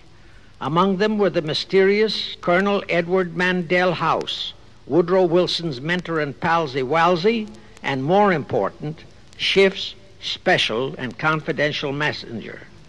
Another of the expectant guests was Warburg of the Warburg banking clan in Germany, who were financing the Kaiser, and whom the Kaiser had rewarded by making him chief of the secret police of Germany. In addition, there were the Rothschilds of London and Paris, also Litvinov, Kaganovich, Stalin, who was then head of a train and bank-robbing gang of bandits. He was known as the Jesse James of the Urals. And here I must remind that England and France were then long in war with Germany, and that on February 3, 1917, Wilson had broken off all diplomatic relations with Germany. Therefore, Warburg, Colonel House, the Rothschild, and all those others were enemies. But of course, Switzerland was neutral ground where enemies could meet and be friends, especially if they had some scheme in common. That Lenin party was very nearly wrecked by an unforeseen incident. The Schiff-chartered ship on its way to Switzerland was intercepted and taken into custody by a British warship. But Schiff quickly rushed orders to Wilson to order the British to release the ship intact with the Trotsky hoodlums and the gold. Wilson obeyed. He warned the British that if they refused to release the ship, the United States would not enter the war in April as he had faithfully promised a year earlier. The British heeded the warning. Trotsky arrived in Switzerland, and the Lenin party went off as scheduled. But they still faced what ordinarily would have been the insurmountable obstacle of getting the Lenin-Trotsky band of terrorists across the border into Russia. Well, that's where Brother Warburg, chief of the German secret police, came in. He loaded all those thugs into sealed freight cars and made all the necessary arrangement for their secret entry into Russia. The rest is history. The revolution in Russia took place, and all members of the royal Romanov family were murdered. Now, my chief objective is to establish beyond even a remote doubt that communism, so-called, is an integral part of the Illuminati's great conspiracy for the enslavement of the entire world, that communism, so-called, is merely their weapon and bogeyman word to terrify the peoples of the whole world, and that the conquest of Russia and the creation of communism was in great part organized by Schiff and the other international bankers right in our own city of New York. A fantastic story? Yes. Some might even refuse to believe it. Well, for the benefit of any doubting Thomas, I will prove it by reminding that just a few years ago, Charlie Knickerbocker, a Hearst newspaper columnist, published an interview with John Schiff, grandson of Jacob, in which young Schiff confirmed the entire story and named the figure old Jacob contributed, $20 million. If anybody still has even a remote doubt that the entire menace of communism was created by the masterminds of the great conspiracy right in our own city of New York, I will cite the following historical fact. All records show that when Lenin and Trotsky engineered the capture of Russia, they operated as heads of the Bolsheviki party. Now, Bolshevism is a purely Russian word. The masterminds realized that Bolshevism could never be sold as an ideology to any but the Russian people. So in April 1918, Jacob Schiff dispatched Colonel House to Moscow with orders to Lenin, Trotsky, and Stalin to change the name of their regime to the Communist Party and to adopt the Karl Marx Manifesto as the constitution of the Communist Party. Lenin, Trotsky, and Stalin obeyed. And that year of 1918 was when the Communist Party and the menace of communism came into being. All this is confirmed in Webster's Collegiate Dictionary, 5th edition. In short, communism was created by the capitalists. Thus, until November 11, 1918, the entire fiendish plan of the conspirators worked perfectly. All the great nations, including the United States, were war-weary, devastated, mourning their dead. Peace was the great universal desire. Thus, when it was proposed by Wilson to set up a League of Nations to ensure peace, all the great nations, with no Russian Tsar to stand in their way, jumped on that bandwagon without even stopping to read the fine print in that insurance policy. That is all but one, the United States, the very one that Schiff and his co-conspirators least expected would balk. And that was their one fatal mistake in that early plot. You see, when Schiff planted Woodrow Wilson in the White House, the conspirators assumed that they had the United States in the proverbial bag. Wilson had been perfectly built up as a great humanitarian. He supposedly became established as a God-man with the American people. There was every reason for the conspirators to have believed that he would easily hornswoggle Congress into buying the League of Nations sight unseen, exactly as the Congress of 1945 bought the United Nations sight unseen. But there was one man in the Senate in 1918 who saw through that scheme just as the Russian Tsar did in 1814. He was a man of great political stature, almost as great as that of Teddy Roosevelt, and fully as astute. He was highly respected and trusted by all members of both houses of Congress and by the American people. The name of that great and patriotic American was Henry Cabot Lodge, not the phony of today who called himself Henry Cabot Lodge Jr. until he was exposed. Lodge completely unmasked Wilson and kept the United States out of the League of Nations. Here it becomes of great interest to know the real reason for the Wilson League of Nations flop. As I previously stated, Schiff was sent to the United States to carry out 4 specific assignments. Number 1 and most important was to acquire complete control of the U.S. money system. Number 2, as outlined in the original Weishaupt Illluminati blueprint, he was to find the right kind of men to serve as stooges for the great conspiracy and promote them into the highest offices in our federal government, our Congress, our U.S. Supreme Court, and all federal agencies, such as the State Department, the Pentagon, the Treasury Department, etc. Number 3, destroy the unity of the American people by creating minority group strife throughout the nation, especially between the whites and blacks as outlined in Israel Cohen's book. Number 4, create a movement to destroy religion in the United States with Christianity to be the chief target or victim. In addition, he was strongly reminded of the imperative directive in the Illuminati blueprint to achieve full control of all mass communications media, to be used to brainwash the people into believing and accepting all of the maneuverings of the great conspiracy. Schiff was warned that only control of the press, at that time our only mass communications media, would enable him to destroy the unity of the American people. Now then, Schiff and his co-conspirators did set up the NAACP, the National Association for the Advancement of the Colored People, in 1909. And in 1913, he set up the Anti-Defamation League of the B'nai B'rith. Both were to create the necessary strife. But in the early years, the ADL operated very timidly, perhaps for fear of a pogrom-like action by an aroused and enraged American people. And the NAACP was practically dormant because its white leadership didn't realize that they would have to develop firebrand Negro leaders, such as Martin Lucifer King, for one, to spark the then completely satisfied and contented mass of Negroes.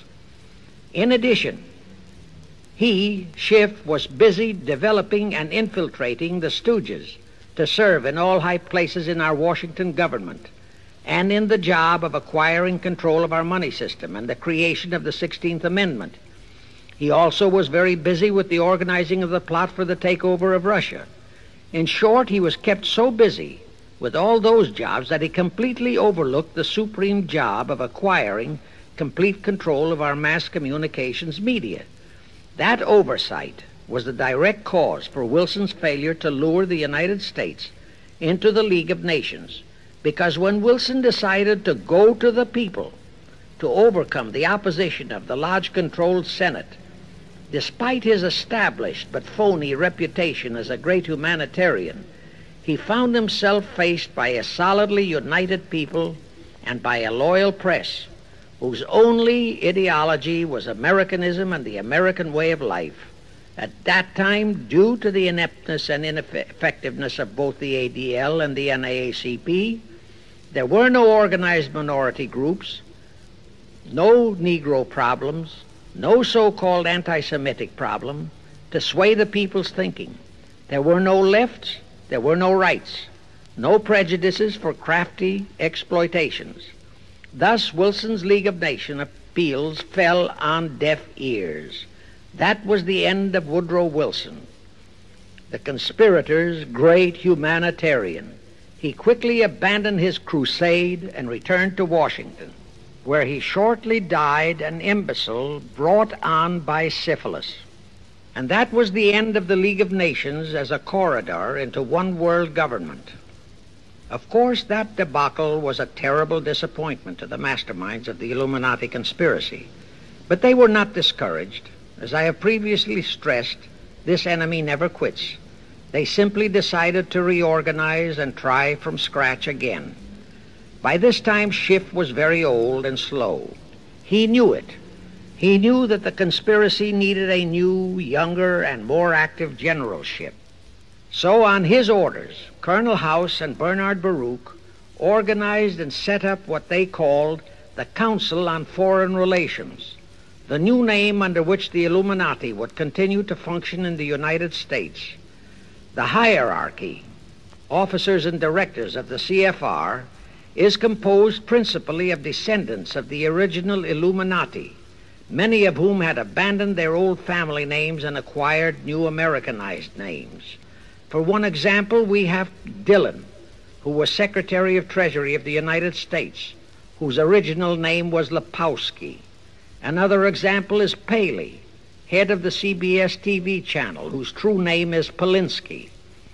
The membership of the CFR is approximately 1,000 in number and contains the heads of virtually every industrial empire in America, such as Blau, president of the U.S. Steel Corporation, Rockefeller, king of the oil industry, Henry Ford II, and so on.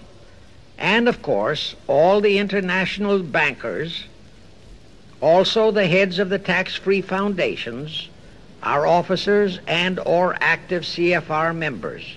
In short, all the men who provide the money and the influence to elect the CFR chosen presidents of the United States, congressmen, senators, and who decide the appointments of our various secretaries of state, of the Treasury, of every important federal agency, are members of the CFR, and very obedient members indeed. Now, just to cement that fact, I will mention the names of a few of the United States presidents who were members of the CFR. Franklin Roosevelt, Herbert Hoover, Dwight D. Eisenhower, Jack Kennedy. Others who were considered for the presidency are Thomas E. Dewey, Adlai Stevenson, Nixon, and Vice President of a CFR subsidiary, Barry Goldwater. Among the important cabinet members of the various administrations, we have John Foster Dulles, Allen Dulles, Cordell Hull, John J. McCloy, Morgenthau, Clarence Dillon, Rusk, McNamara, and just to emphasize the red color of the CFR, we have as members such men as Alger Hiss, Ralph Bunch, Pasvolsky, Harry Dexter White, real name Weiss, Owen Lattimore, Philip Jeffy, etc., etc. Simultaneously, they were flooding thousands of homosexuals and other blackmailable characters into all the federal agencies from the White House down. Remember Johnson's great friend Jenkins and Bobby Baker? Now, there were many jobs the new CFR had to accomplish. They required much help. So their first job was to set up various subsidiaries to whom they assigned special objectives. I can't name all the subsidiaries in this recording, but the following are a few. the Foreign Policy Association, FPA, the World Affairs Council, WAC, the Business Advisory Council, BAC, the notorious ADA, Americans for Democratic Action, virtually headed by Walter Reuther, the notorious 1313 in Chicago. Barry Goldwater was, and no doubt still is, a vice president of one of the CFR subsidiaries. In addition, the CFR set up special committees in every state in the Union, to whom they assigned the various local state operations. Simultaneously, the Rothschilds set up similar CFR-like control groups in England, France, Germany, and other nations to control world conditions and cooperate with CFR to bring about another world war. But the CFR's first and foremost job was to get complete control of our mass communications media. The control of the press was assigned to Rockefeller. Thus, Henry Luce, who recently died, was financed to set up a number of national magazines, among them Life, Time, Fortune, and others, which publish USSR in America. The Rockefellers also directly or indirectly financed the Cowles Brothers Look magazine and a chain of newspapers. They also financed a man named Sam Newhouse to buy up and build a chain of newspapers all over the country. And the late Eugene Meyer, one of the founders of CFR, bought the Washington Post, Newsweek, the weekly magazine, and other publications. At the same time, CFR began to develop and nurture a new breed of scurrilous columnists and editorial writers, such as Walter Lippmann, Drew Pearson, the Alsops, Herbert Matthews, Irwin Canham, and others of that ilk, who called themselves liberals, who proclaimed that Americanism is isolationism, that isolationism is warmongerism, that anti-communism is anti-Semitism and racism.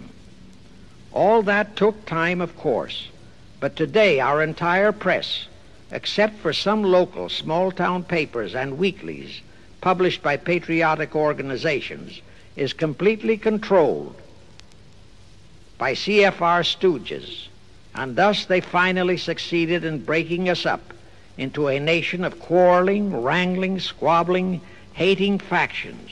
Now, if you still wonder about the slanted news and outright lies you read in your paper, you have the answer. To the Lehmans, Goldman Sachs, Kuhn Loeb, and the Warburgs, the CFR assigned the job of getting control of the motion picture industry, Hollywood, radio and television, and believe you me, they succeeded. If you still wonder about the strange propaganda broadcasts by the Ed Murrows, Chet Huntley, Howard K. Smith, Eric Severide, Drew Pearson, and others of that ilk, you have the answer. If you wonder about all the smut, sex, pornography, and mixed marriage films you see in your movie theater and on your TV set, all of which is demoralizing our youth, you have the answer. The whole story of the CFR conspiracy takeover of our mass communications media is far too long to include in this recording, but you can find it in the News Bulletin number 125, entitled How to Get the Reds Out of Communications Media. It was published and brought up to date by the Cinema Educational Guild. It tells in detail how the press, the movies, TV, and radio have been, and still are, used to brainwash the people, to demoralize our youth, and they have been and still are encouraging and creating sympathy for the rioting Negro civil rights lawlessness. You can get a copy of this news bulletin by writing to the Cinema Educational Guild, Post Office Box 46205, Hollywood, California. Now, to refresh your memory, let's go back for a moment. Wilson's flop had torpedoed all chances of transforming that League of Nations into the conspirators' hoped-for one-world government housing. So the Jacob Schiff plot had to be done all over again, and they organized the CFR to do it. We also know how successfully the CFR did that job of brainwashing and destroying the unity of the American people. But as was the case with the Schiff plot, the climax and the creation of a new housing for their one-world government required another world war, a war that would be even more horrible and more devastating than the First World War, in order to get the people of the world to again clamor for peace and a means to end all wars. But the CFR realized that the aftermath of World War II would have to be more carefully planned, so that there would be no escape from the new one-world trap, another League of Nations, that would emerge from the new war, the trap we now know as the United Nations. And they hit upon a perfect strategy to ensure that no escape. Here's how they did it. In 1943, in the midst of the war, they prepared the framework for the United Nations, and it was handed over to Roosevelt and our State Department to be given birth by Alger Hiss, Pasvolsky, Dalton Trumbo, and other American traitors, thus making the whole scheme a United States baby. Then to fix our parenthood, New York City was to become the nursery for the monstrosity. After that, we could hardly walk out on our own baby, now could we? Anyway, that's how the conspirators figured it would work, and so far it has.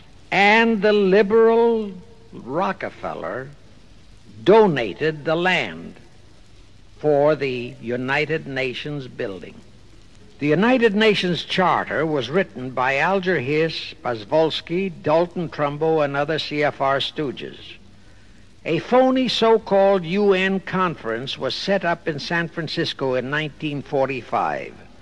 All the so-called representatives of 50-odd nations gathered there, promptly signed the charter, and the despicable traitor Alger Hiss flew to Washington with it, elatedly submitted it to our Senate, and the Senate, elected by our people to safeguard our security, signed the charter without so much as reading it. The question is, how many of our senators were even then traitorous stooges of the CFR? Anyway, it was thus that the people accepted the United Nations as a holy of holies and enabled traitor Earl Warren to virtually destroy our Constitution by basing all his traitorous decisions on the UN Charter, thus making that charter virtually our law of the land. However, for all the dirty work that had to be done to solidify the UN, the new housing of the one world plot, they still required the aid of our leaders in Washington. So now I will emphasize the fiendish cleverness of the CFR masterminds. To the vast majority of the American people, our foreign policy for many years has been a complete enigma. Most of us simply can't understand why this great nation is seemingly floundering so helplessly in the art of diplomacy. We can't understand why our leaders are seemingly so confused and bewildered in all their dealings with Moscow, France, and other nations, and with the UN. We always hear them proclaiming that in view of our overwhelming economic and military superiority, we must always lead from strength. Yet at all the summit meetings and conferences, they cringe and stammer and stutter, and so to speak, come out with their tails between their hind legs. We can't understand the foreign aid to Tito, an avowed enemy, to Poland, an avowed enemy, to all the avowed communist nations. We can't understand why the expenditure of hundreds of billions of dollars has failed to slow down, let alone stop, the march of communism. We are perplexed by the seeming ineptness of the State Department, the Defense Department, the CIA, the USIA, of all our federal agencies. Again and again and again we have been startled, shocked, bewildered, and horrified by their mistakes in Berlin, in Korea, in Laos, in Katanga, in Cuba, in Vietnam. Mistakes that always favor the enemy, never the United States. Under the law of averages, they should have made at least one or two mistakes in our favor, but they never did. What's the answer? The answer is the CFR and the parts played by their subsidiaries and stooges in Washington. Thus we know that complete control of our foreign relation policy is the key to the success of the entire Illumинати One World plot. Here is the further proof. Earlier I fully established that Schiff and his gang had financed the Lenin-Trotsky-Stalin takeover of Russia and fashioned its communist regime into becoming their chief instrument to keep the world in turmoil and to finally terrorize all of us into seeking peace in a UN One World government. But the conspirators knew that the Moscow gang could not become such an instrument until and unless the whole world would accept the communist regime as the legitimate, de jure government of Russia. Only one thing could accomplish that: recognition by the United States. The conspirators figured that the whole world would follow our lead, and that's when the Wilson flop very nearly wrecked the entire plot. Throughout the following 3 Republican administrations, the CFR pulled every trick in their bag to induce Harding, Coolidge, and Hoover to grant that recognition, but all 3 refused. As a result, in the late 1920s, the Stalin regime was in dire straits. Despite all purges and secret police controls, the Russian people were growing more and more restive. It is a matter of record, admitted by Litvinov, that during 1931 and 1932, Stalin and his whole gang were always packed and ready for instant flight. Then in November 1932, the conspirators achieved their greatest coup. They landed Franklin Roosevelt in the White House. Crafty, unscrupulous, utterly without conscience, that charlatan traitor turned the trick for them. Without even asking consent of Congress, he unlawfully proclaimed recognition for the Stalin regime. That did it. And exactly as the conspirators figured, the whole world did follow our lead. Automatically, that squelched the previously growing resistance movement of the Russian people. That automatically launched the greatest menace the civilized world has ever known. The rest is too well known to need repeating. We know how Roosevelt and his traitorous State Department kept building up the communist menace right here in our own country, and thus throughout the world. We know how he perpetrated that Pearl Harbor atrocity for his excuse to hurl us into World War II. We know all about his secret meetings with Stalin at Yalta and how he, with Eisenhower's help, delivered the Balkans and Berlin to Moscow. And last, but by no means least, we know that 20th century Benedict Arnold not only dragged us into that new corridor, the United Nations, into one world government, but actually schemed all the arrangements to plant it within our country.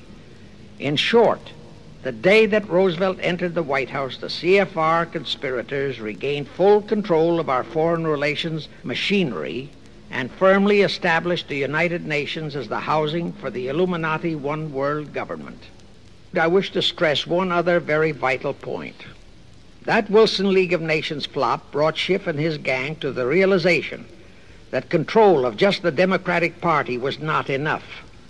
True, they could create a crisis during the Republican administration, as they did in 1929 with their Federal Reserve manufactured crash and depression, which would bring another Democrat stooge back into the White House.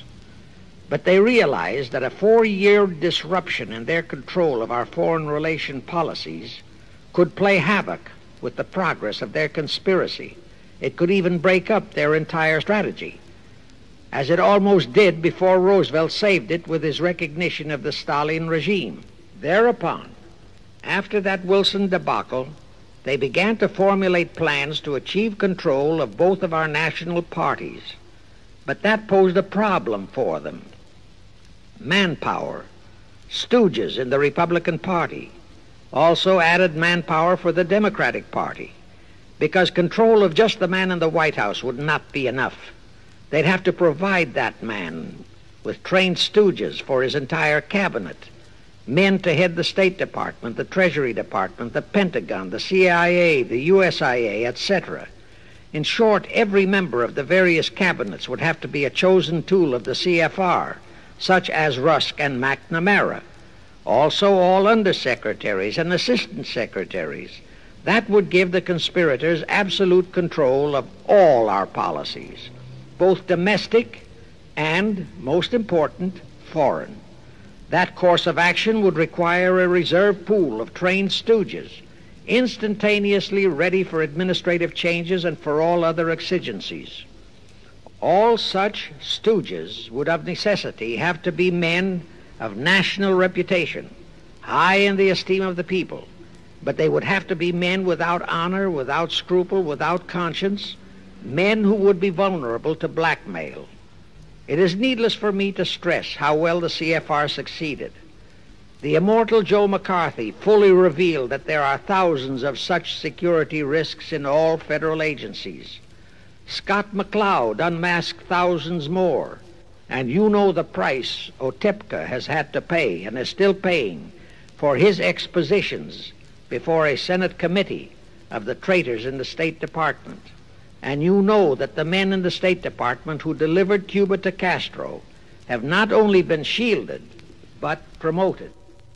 To the crux of the whole one-world government plot and the maneuvering necessary to create another League of Nations to house such a government. As I have already stated, the conspirators knew that only another world war was vital for the success of their plot. It would have to be such a horrifying world war that the peoples of the world would cry out for the creation of some kind of a world organization that could assure everlasting peace. But how could such a war be brought about? All the European nations were at peace. None had any quarrels with their neighboring nations. And certainly their tools in Moscow wouldn't dare to start a war. Even Stalin realized that it would mean the overthrow of his regime unless so-called patriotism would weld the Russian people behind him. But the conspirators had to have a war. They had to find or create some kind of an incident to launch it. And they found it in a little inconspicuous and repulsive little man who called himself Adolf Hitler. Hitler, an impecunious Austrian house painter, had been a corporal in the German army. He made the defeat of Germany into a personal grievance. He began to rabble-rouse about it in the Munich, Germany area. He began to spout about restoring the greatness of the German Empire and the might of the German soldiery. He advocated the restoration of the old German military to be used to conquer the whole world. Strangely enough, Hitler, the little clown that he was, could deliver a rabble-rousing speech, and he did have a certain kind of magnetism. But the new authorities in Germany didn't want any more wars, and they promptly threw the obnoxious Austrian house painter into a prison cell. Aha! Here was the man, decided the conspirators, who, properly directed and financed, could be the key to another world war. So while he was in prison, they had Rudolf Hess and Goering write a book which they titled Mein Kampf and attributed the authorship to Hitler, exactly as Litvinov wrote Mission to Moscow and attributed the authorship to Joseph Davies, then our ambassador to Russia and a stooge of the CFR. In Mein Kampf, Hitler, the pseudo-author, outlined his grievances and how he would restore the German people to their former greatness. The conspirators then arranged for a wide circulation of the book among the German people in order to arouse a fanatical following for him. On his release from prison, also arranged by the conspirators, they began to groom him and finance him to travel to other parts of Germany to deliver his rabble-rousing speeches. Soon he gathered a growing following among other veterans of the war, and that soon spread to the masses, who began to see in him a savior for their beloved Germany. Then came his leadership of what he called his Brown Shirt Army and the March on Berlin. That required a great deal of financing, but the Rothschilds, the Warburgs, and others of the conspirators provided all the money he needed. Gradually, Hitler became the idol of the German people, and then they overthrew the von Hindenburg government, and Hitler became the new Führer. But that still was no reason for a war. The rest of the world watched Hitler's rise, but saw no reason to interfere in what was distinctly a domestic condition within Germany. Certainly none of the other nations felt it was a reason for another war against Germany, and the German people were not yet incited into enough of a frenzy to commit any acts against any neighboring nation, not even against France, that would lead to a war. The conspirators realized they would have to create such a frenzy that would cause the German people to throw caution to the winds and at the same time horrify the whole world. And incidentally, Mein Kampf was actually a follow-up of Karl Marx's book, A World Without Jews. The conspirators suddenly remembered how the Schiff Rothschild gang had engineered the pogroms in Russia, which slaughtered many, many thousands of Jews and created a worldwide hatred for Russia. And they decided to use that same unconscionable trick to inflame the new Hitler-led German people into a murderous hatred of the Jews. Now, it is true that the German people never had any particular affection for the Jews, but neither did they have an ingrained hatred for them. Such a hatred would have to be manufactured, so Hitler was used to create it. This idea more than appealed to Hitler. He saw in it the grisly gimmick to make him the God-man of the German people. Thus, craftily inspired and coached by his financial advisors, the Warburgs, Rothschilds, and all the Illuminati masterminds, he blamed the Jews for the hated Versailles Treaty and for the financial ruination that followed the war. The rest is history. We know all about the Hitler concentration camp and the incineration of hundreds of thousands of Jews, not the 6 million, nor even the 600,000 claimed by the conspirators, but it was enough. And here let me reiterate how little the internationalist bankers, the Rothschilds, Schiffs, Lehmans, Warburgs, Baruchs, care about their racial brethren who were the victims of their nefarious schemes. In their eyes, the slaughter of the several 100,000 innocent Jews by Hitler didn't bother them at all. They considered it a necessary sacrifice to further their Illuminati one-world plot, just as the slaughter of the many millions in the wars that followed was a similar necessary sacrifice. And here is another grisly detail about those concentration camps. Many of the Hitler soldier executioners in those camps had previously been sent to Russia to acquire their arts of torture and brutalization so as to emphasize the horrors of the atrocities. All this created a new worldwide hatred for the German people, but it still did not provide a cause for war. Thereupon Hitler was incited to demand the Sudetenland. You remember how Chamberlain and the then diplomats of Czechoslovakia and France surrendered to that demand. That led to further Hitlerian demands for territories in Poland and in the French Tsar territories. Those demands were rejected. Then came his pact with Stalin. Hitler had been screaming hatred against communism. Oh, how he ranted against communism. But actually, Nazism was nothing but socialism, and communism is, in fact, socialism. But Hitler disregarded all that. He entered into a pact with Stalin to attack and divide Poland between them. While Stalin marched into one part of Poland, for which he was never blamed, the Illuminati mastermind saw to that. Hitler launched a blitzkrieg on Poland from his side. The conspirators finally had their new world war, and what a horrible war it was. And in 1945, the conspirators finally achieved the United Nations, their new housing for their one world government. And truly amazing, all of the American people hailed this foul outfit as a holy of holies. Even after all the true facts about how the UN was created were revealed, the American people continued to worship that evil outfit.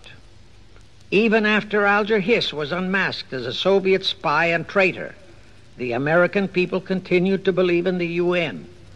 Even after I had publicly revealed the secret agreement between Hiss and Molotov that a Russian would always be the head of the military secretariat, and by that token, the real master of the UN, most of the American people continued to believe that the UN could do no wrong.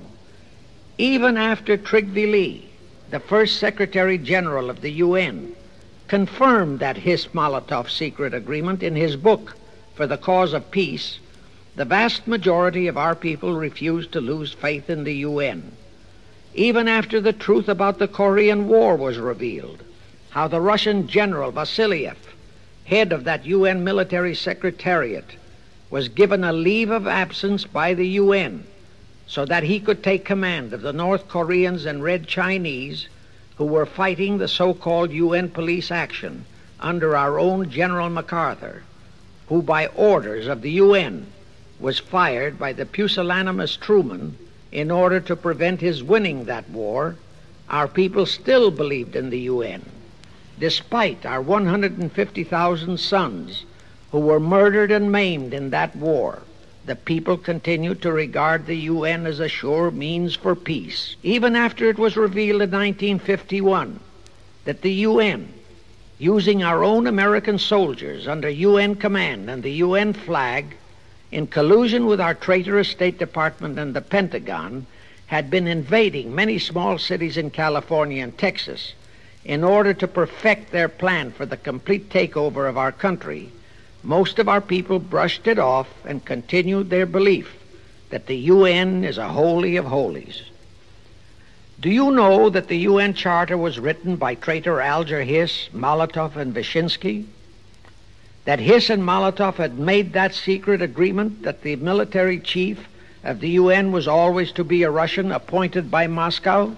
Do you know that at their secret meetings at Yalta, Roosevelt and Stalin, at the behest of the Illumинati, operating as the CFR, decided that the UN must be placed on American soil? Do you know that most of the UN Charter was copied intact, word for word, from the Marx Manifesto and Russia's so-called Constitution? Do you know that the only two senators who voted against the UN so-called treaty were the only two senators who had read it?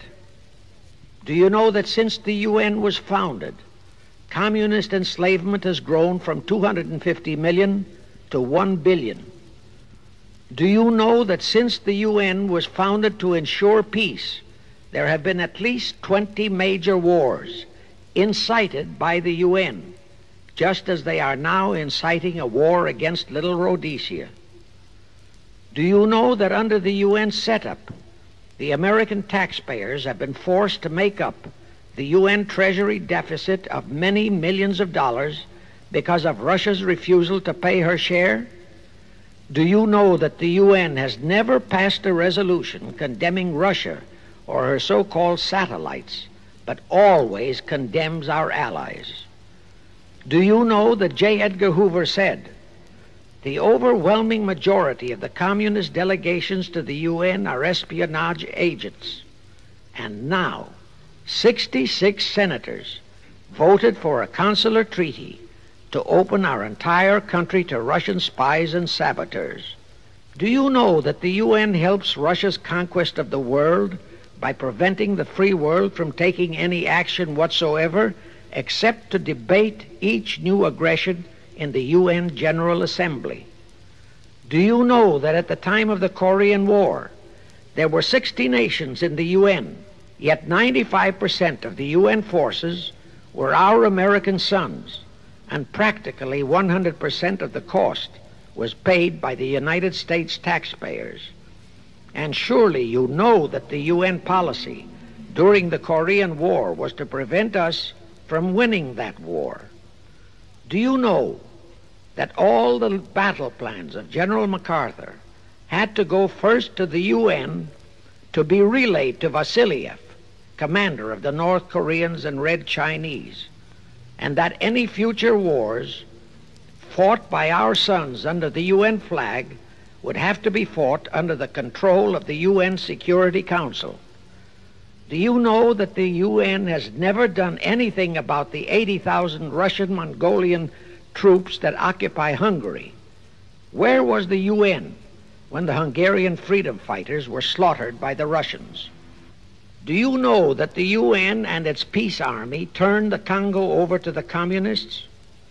Do you know that the UN's own so-called peace force was used to crush, rape, and kill the white anti-communists in Katanga? Do you know that the UN stood by and did nothing while Red China invaded Laos and Vietnam? That it did nothing while Nehru invaded Goa and other Portuguese territories? Do you know that the UN was directly responsible for aiding Castro?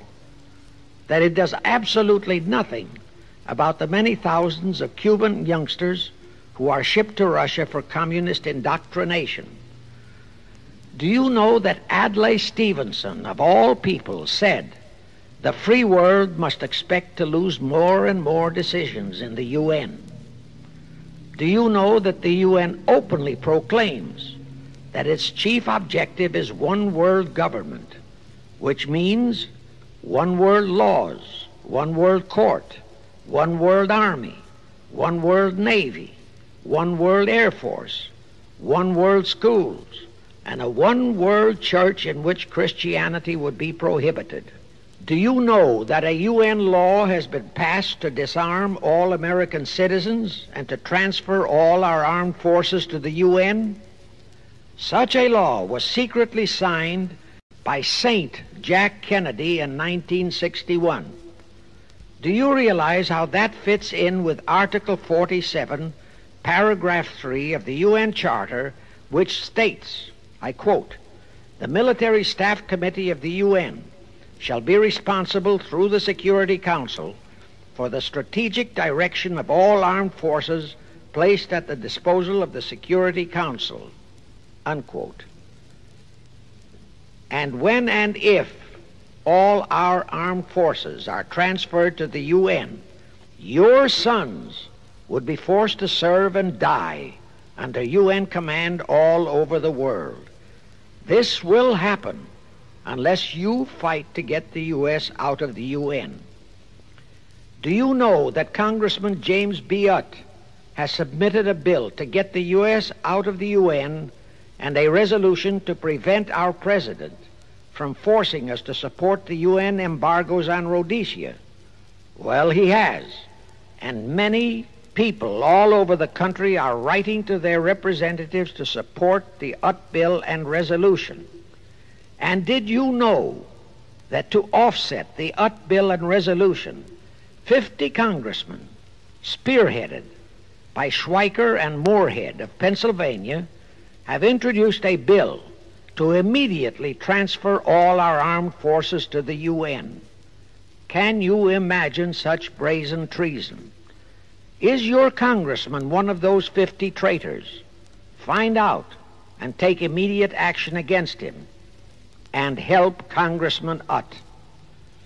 Now, do you know that the National Council of Churches passed a resolution in San Francisco which states that the United States will soon have to subordinate its will to that of the UN, and that all American citizens must be prepared to accept it? Is your church a member of the National Council of Churches? In connection with that, bear in mind that God is never mentioned in the UN Charter, and their meetings are never opened with prayer. The creators of the UN stipulated in advance that there should be no mention of God or Jesus Christ in the UN Charter or in its UN headquarters. Does your pastor subscribe to that? Find out. Furthermore, do you know that the great majority of the so-called nations in the UN are anti-Christianity?